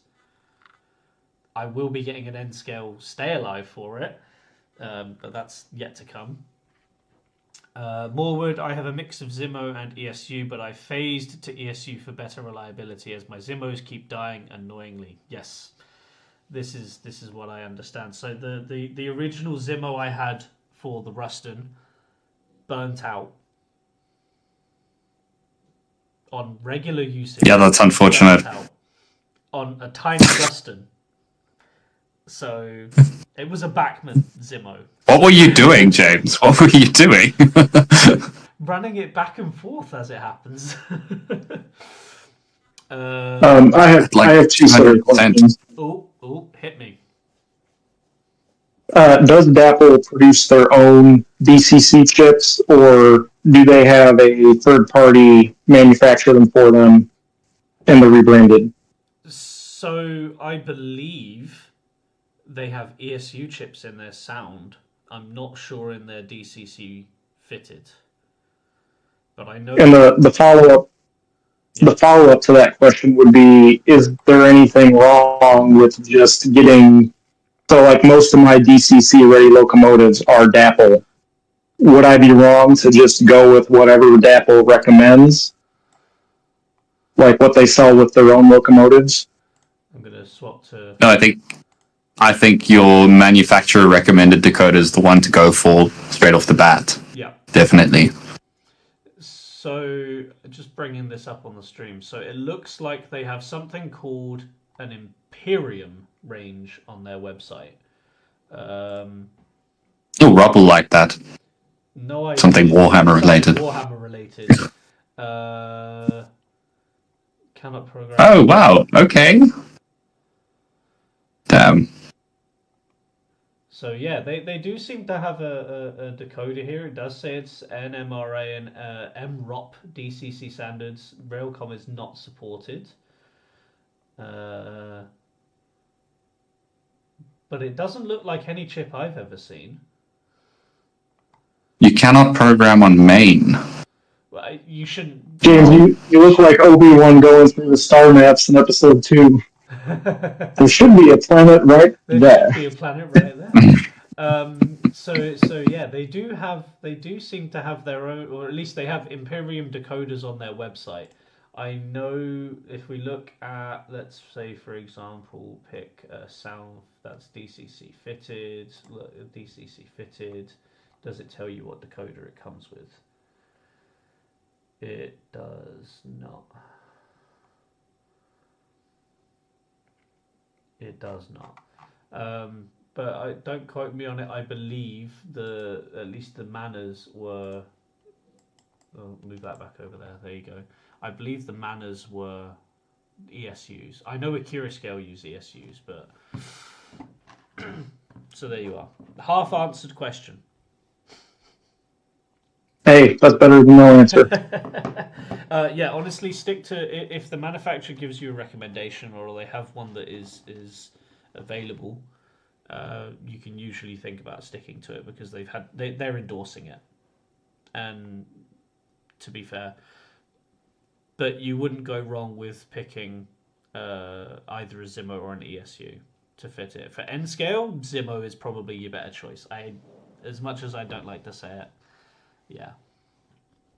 I'll probably just end up doing whatever you three tell me to. So when has that ever worked out for any of us? This one bought a broken locomotive because I kept saying I wanted it. You can have it. You can have it. I never want to see that night owl ever again. I really don't. Lays is another one. So I hear really good thing about Lays decoders. They're cheap. Apparently they're very cheerful. They're pretty simple. Yeah, Fimbra just mentioned it there as well. So thank you for reminding me of that. Tom wants to know what's the worst DCC chip you've ever used. It's a Bachmann. So whatever it was at the time, and I believe it was an older Zimmo MS chip. It lasted 5 minutes. Damn. It literally lasted. James, there's something going on with your power control. I'm telling you, because you just blow up decoders. It's the only decoder I have blown up. I blow up locomotives. I have to say Gauge Master. Probably the worst I've used. I've had 2 Gauge Masters, and both of them have been required a lot of CV adjustment to get right. They're not bad, but they don't. I've not found them to be very user friendly straight off the bat. They're not conducive to good running. That might just be a very isolated thing, though. That might just be me. Maybe something happens when they travel to South Africa. The air changes and the decoder fries. So I don't know. Yeah, I can see why you would not like that. Let's have a look through here quickly. Yeah, DCC fitted is their own Imperium decoder, I think. There we go. Griffey says that he just fitted a sound decoder in his Kato SD 80M only today. Still not tested it yet. Scared. Don't be worried. Go easy. It'll be fine. Heard a while ago that Imperiums weren't great, but can't vouch for it. Never had one. Yep, neither can I really. Always program on main, to be honest. Remove all the locos from the track. I think that's the best way to do it if you have to program on the main. But if you have a programming track that you can switch to, probably best. Rob is saying that he had Dapol Imperium before sound fitted and they were okay. And they've been put in coaches. So maybe as accessory decoders, I wouldn't worry about it. But that's a niggle that I have at the moment, is everything requiring a decoder. Yeah, like your entire layout has to have a decoder in it at some point. Yeah. If you want your lights on your thing to come out, on your coaches to come on, you've got to have a decoder. Like. Yeah, that is dumb. I agree. I don't get it. Unless you're gonna. But don't be put off, Dan. Unless you're going to so for example, Hornby, they have these HST sets, whereas it's got lights and everything, but if you want lights in the other motor, the dummy motor unit that doesn't have a motor, you still got to put a decoder in the chip. Why not use this brand new connection thing that you have from loco to tender? Do that between your coaches. And do it all off the same thing, which I suspect is what absolutely. Which is what I suspect Acura Scale will be doing with the Electrostar stuff. At least I hope they will, because I hope that doesn't require a million different decoders. I don't think James, that the LEDs throughout a coach set, if they were all connected, would pull enough amps to give the decoder an issue. It just doesn't make sense to me. So we should be well beyond that at this point, actually. But I think the problem comes in with coaching stock is that if you're a DC modeler and you're buying the coaching stock, do we then need to have DCC ready coaching stock, like that you're a plug and play with the locos? I get that there's a problem maybe with DMUs, EMUs. You might be able to get away with that, but with like just general coach works, completely agree. It's a bit of a tough one. Yes, completely agree. It's one of those things where do you call it a gimmick and just accept that you don't want, like, okay, I want lights, but I don't give a monkeys if I can change them myself or do it through a thingy, Rapido, and I think somebody else have done with the wand.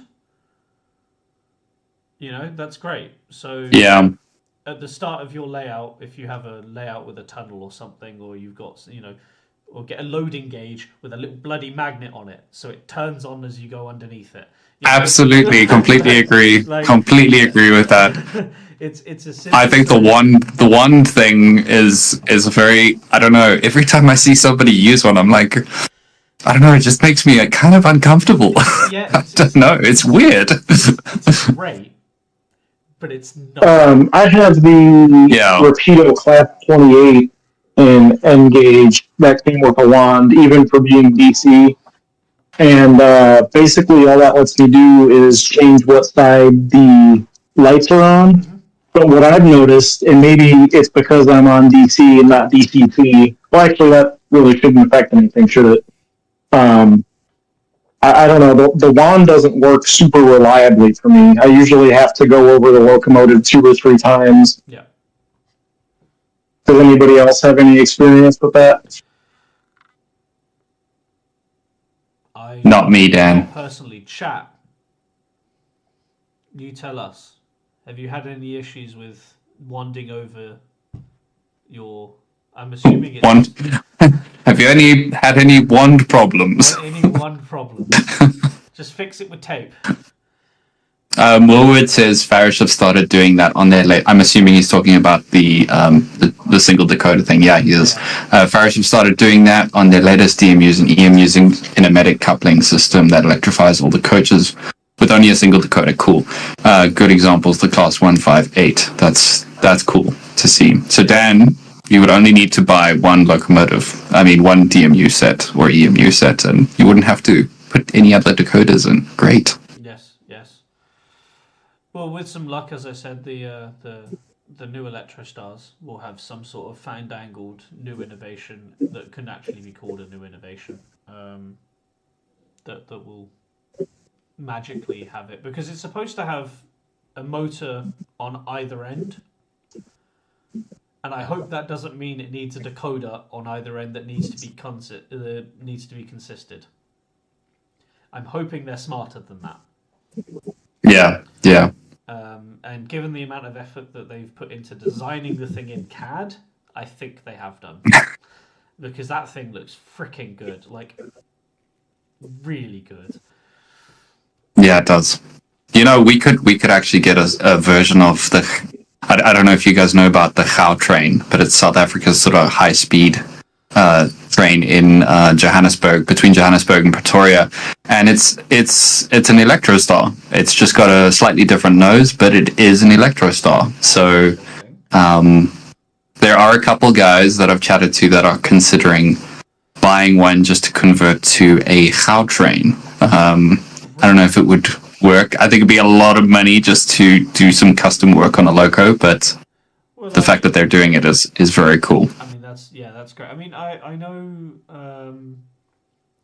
there are a few people that have been butchering EMUs and DMUs for years to bring up these non-ready-to-run variants. So, and they've spent probably hundreds on 12-car sets to do that. Ebsworth Street, I think, is the one that sticks out in my mind. Recently spent 1,500 on 3 of the Electrostars to do a 12-car a 12-car unit that comes in, you know. Damn. Wow. Wow. Wow. Yeah, I really hope they have they bring out some innovations on that. But I think that's probably my biggest pet peeve about modern things these days is the multiple decoders, for sure. Griffey says just put a battery and reed switch in your coaches. Lots cheaper and doesn't flicker. Well, I think that's what essentially what the one thing is, right? It's a magnetic reed switch. Yeah, I think the annoying part would be, I mean, if you don't have a wand and you have, I guess so. Yeah. Yes. I'm backpedaling. I was like, okay, yeah, no, that makes sense now. I got it.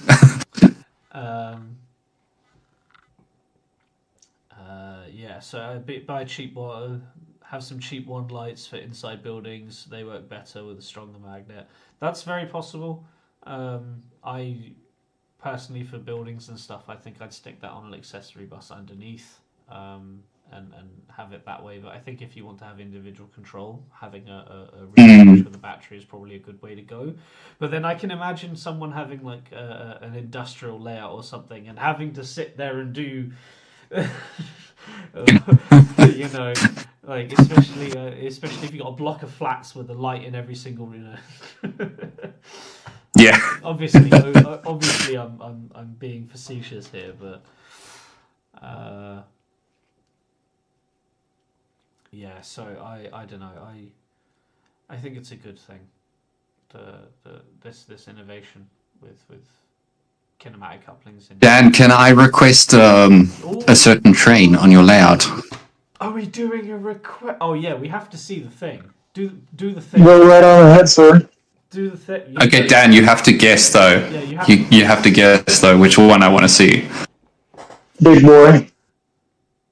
No, I saw the big boy earlier. Oh yeah, you did. Oh, okay, all right. Yeah, I saw your big. What are we thinking? Don't worry. No. Take another guess. The Black 5. Okay, sure. Yeah, let's do the Black 5. Nothing wrong with the Black 5. Nothing wrong with the Black 5. No, absolutely not. Let's do the Black 5. I haven't seen it. Well, let me. First of all, my class 28 just stalled on the wrong side of the layout, so it's going to take a second to grab. But I'll get the one. I'll get that and then get the Black 5 on track. Griffey, I'm just not an electrician, so the more independent things are from each other is better for me. Also, my buildings are removable from foundations, so permanently wired would be real. Yeah, no, I completely understand that.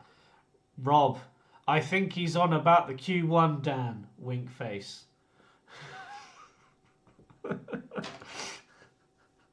Oh, fair enough. No, we've seen that running. Well, geez, I don't. Well, kind of. Truth be told, the Q1 has not been very consistent. I think I'm going to have to take it apart and clean it out, which I just haven't gotten around to. Oh dear. Oh dear, oh dear. Well, let us know how that goes. Finborough is off. Finborough, Cheers, mate. Keep well. Thanks for joining us. Yes, been an absolute pleasure. Thank you very much. Yeah, it's getting blimey. It's a frick. Hilton, it's midnight for you. It is. It is Friday for me in 1 minute. So Are you working tomorrow? I actually took the day off. I am not going to work. Nice. Yeah. Get some you time in.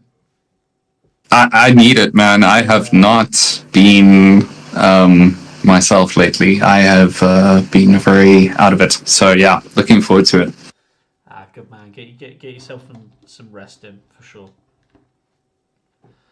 I myself am up at the crack of dawn. Let the stream roll, baby. Let's go. Let's just go. Yeah. Let's see how late we can go. No, we cannot do that. I will be giving it a hard stop very, very soon myself. And Yeah, I hear you. Because I'm the one streaming it, that means you guys have got no choice. Well, now Finborough's gone, I think, so I missed my opportunity. So, guys, I wanted to say that in the description, there is a link to a Discord server that we are creating. The idea is that we want to bolster up and create a community of modelers. We want to be able to get some feedback from you guys outside of the stream and see, what you guys want to see, probably on each of our channels. So we can go through and discuss this. So there is a link in the description. If you want to join Discord, if you know what Discord is, please go ahead and check it in. It will ask you to just accept the rules and go from there. Flying Scotsman. You mean the wartime black one? We had that at the beginning, Hilt. You missed it. Yeah, well, I don't know if I know PN Motorsport Trains. He's I'm pretty sure. But let's find out. Look, Dan, you're actually running the one I wanted to see. So the actual one I wanted to see. So perhaps I knew the entire time. He knew the whole time. For those of you that don't know, Wilton has a small army of Class 37s. I think the word you're looking for is fetish. It's 100. But it is an army. It's a battalion of 37s. Battalion of 37s. Ooh. Wilton, what is your favorite Class 37 livery that you own, and what is your least favorite Class 37 livery that you own? Oh, but I love them all. I think my favorite is large logo blue with a Westie on it. Probably Loch Rannoch. Maybe. My least favorite is probably my regional railways. I've got a Robert Farley. But I mean, I like it. Like, I still really, really like it. So, that's a good answer. I agree with the BR. blue with a little shadows out there. I do like that. Large logo. Yeah, There's something about it. It's very very nice. So the Okay, Q1 Yeah. Oh, should be coming down the right track here in a second. oh. It runs okay at the medium to high speeds like this, There it is. but as soon as you slow it down to something that would be like a yard speed, it cuts out constantly. It's got to be dirty compact or something. I don't know. I'll get it figured out though. Ah, good. There we go. Oh. Give her a bit of a service then. Yeah. Morgood asks, what's your favorite UK DMU, EMU, and why? Yeah, I was going to get to that because I think we've got time for one more before I definitely need to go to bed. DMU, EMU. I mean, nostalgia purposes, it's a 158. Nice. For Solid choice, dude. Solid choice. 158, specifically in Southwest trains, 1998 to 1999. Like, that's just pure Cool. nostalgia for me. I keep telling people not to point them out to me if they see them going for decent prices. I won't buy it brand new, but second hand, if I see one for a decent price, sound fitted better, I will get one.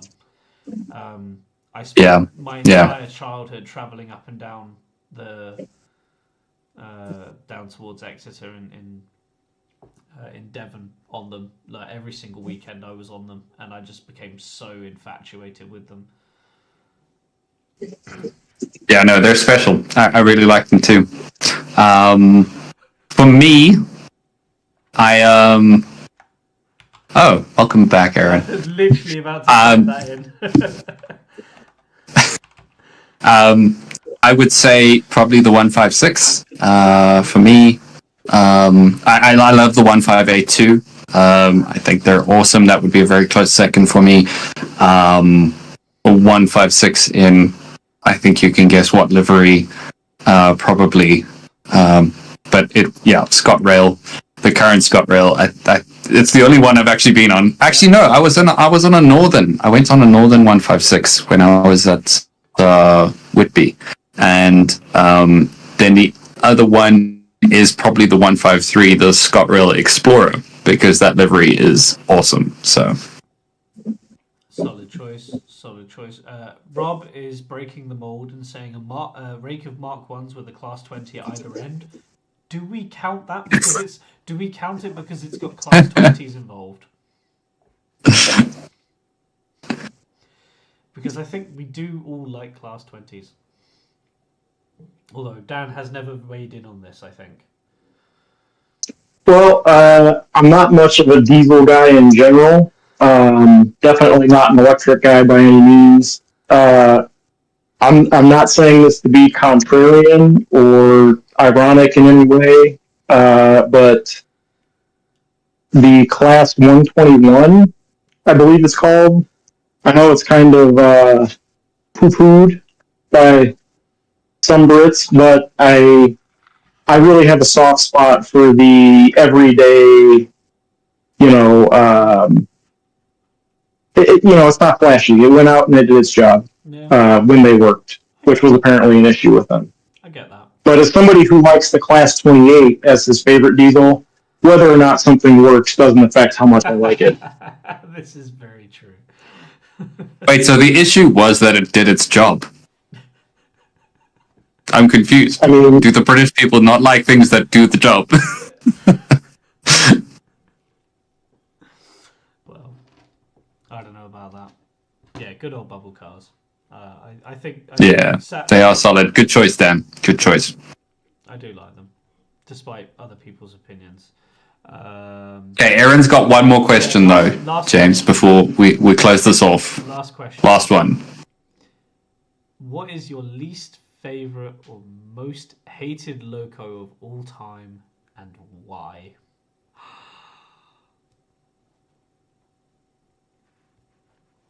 Big boy. But you have Big boy. It's the way you said it. No, I don't hate Bigboy, but I do dislike how much attention it gets, and it kind of overshadows everything else in the U.S. I know there are a lot of people that feel similarly about Scotsman, for I have to example. say, the flying T. Don't you start.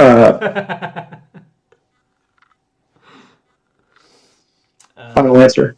Yeah, Bigboy is. So that's interesting, Dan, that you would choose not to like what is one of your favorite logos, right?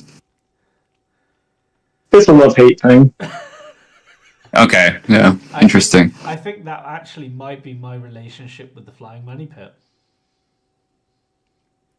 Because it is a love-hate relationship. You can't not love you can't not love Scotsman. You can't not love Yeah, it's a sacred cow. But you can also hate the living crap out of it. Because of what it means to people. But I wouldn't put it as my least favourite loco. I agree. Wait, I missed that. What did you say? I agree with Rob. I would not put Scotsman as my least favourite loco. The leader is terrible. I hate the look of it. I hate the idea of it. No. I can't stand it. I don't like Villiard. Leave me alone. It was ahead of its time. It just had a small tendency to kill its, crew. So Even in signal cabin. maybe kill the extreme. Do you not like them because of the prototype or because of what KR models have both spat out? No, so the Adams Radial for me is one of the ugliest locomotives ever made. I didn't like the leader much because of the prototype, and it just didn't work, and it wasn't ahead of its time. It was, it was coming in at the wrong time. Diesels were starting to, become a thing, and Bulliard went, well, let's take one of those and throw a coal bunker and a steam engine in it. Yeah, put the firemen in hell. Put the firemen in literal hell. The Great Western didn't give chairs. That was bad enough. But stick them in the actual boiler. Yeah, go ahead. And then KR just completely pushed it over the line with their recreation of it. It's a terrible model. I haven't seen anything. Funnily enough, all of our favourites YouTuber, I haven't seen his thing on it yet, if he's done one. Are we going into this territory already? Oh no, we're not. But we won't be. No, so that says all it is. Let's see where we go. I cannot love Scotsman. LNER for a start. Good man. I think that the only loco that's illegal not to love is an A4. Tend to disagree. Take that as you will. Yes. I was just getting along with Griffey, and now he said something like that. I was like, oh my god. Well, all right, okay. See, Aaron, look what you started, mate. Thank you very much. This is exactly why I wanted you to join, for the chaos. Yeah, there's discourse now. There's infighting. We're fighting with the viewers. This is just crazy. Lots of people ask if I'm into the Flying Scotsman whenever I said I like trains, and that's the reason why it's a love-hate relationship. Because the moment you mention steam trains to anyone who has no idea about them, they think of the Flying Money Pit. They don't think about anything else. And that's a very similar problem with Bigboy. You read that wrong. I can not love the Scotsman. What? Oh, hang on, did I read that wrong? Here we go. I can not. Yeah. I read it as I can not love. Oh, not love the Scotsman. Yeah. Okay. All right. Cool. Yeah. All right, Griffey, we're good. Sweet. Apologies there. Apologies. Good man. Good man. Great taste. Great taste. Yeah, diesel. Oh my god. 40s, yes, completely agree. But it was a Kiwi, but I swear not every Kiwi is that nuts. You are not someone to talk to about not being nuts. Ended. Yes, it was always going to end in controversy. Rob, don't worry. No. We're going to do it better than Merp. We're going to admit when we do it wrong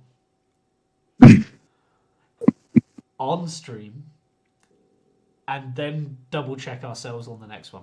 All right, I've got one that I think will be quite controversial with diesel fans. But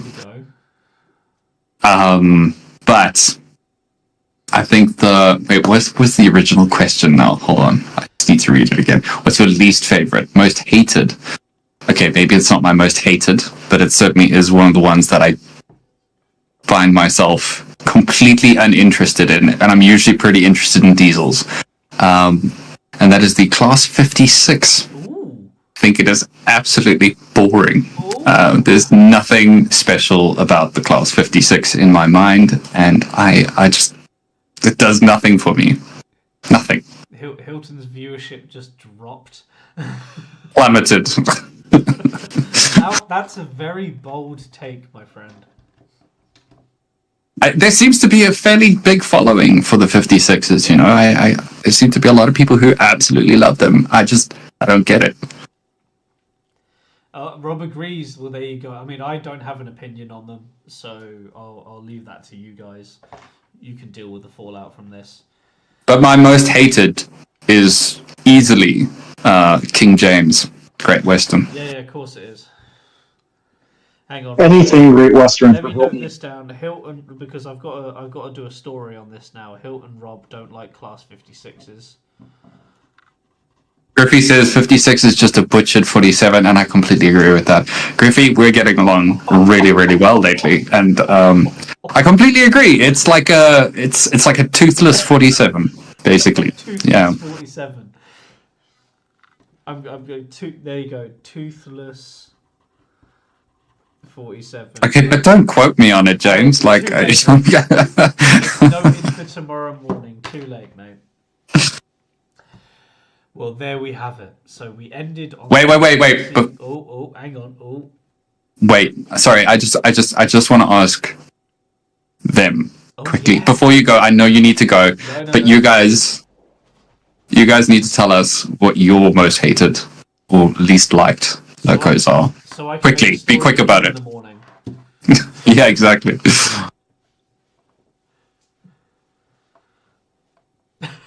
Yes, you did, Aaron. Yes, you did. Yeah, Go on, you go on, did. let us know what your most hated or least favourite locomotive is in the chat, and we'll call it quits when we have. Now is your time in the spotlight.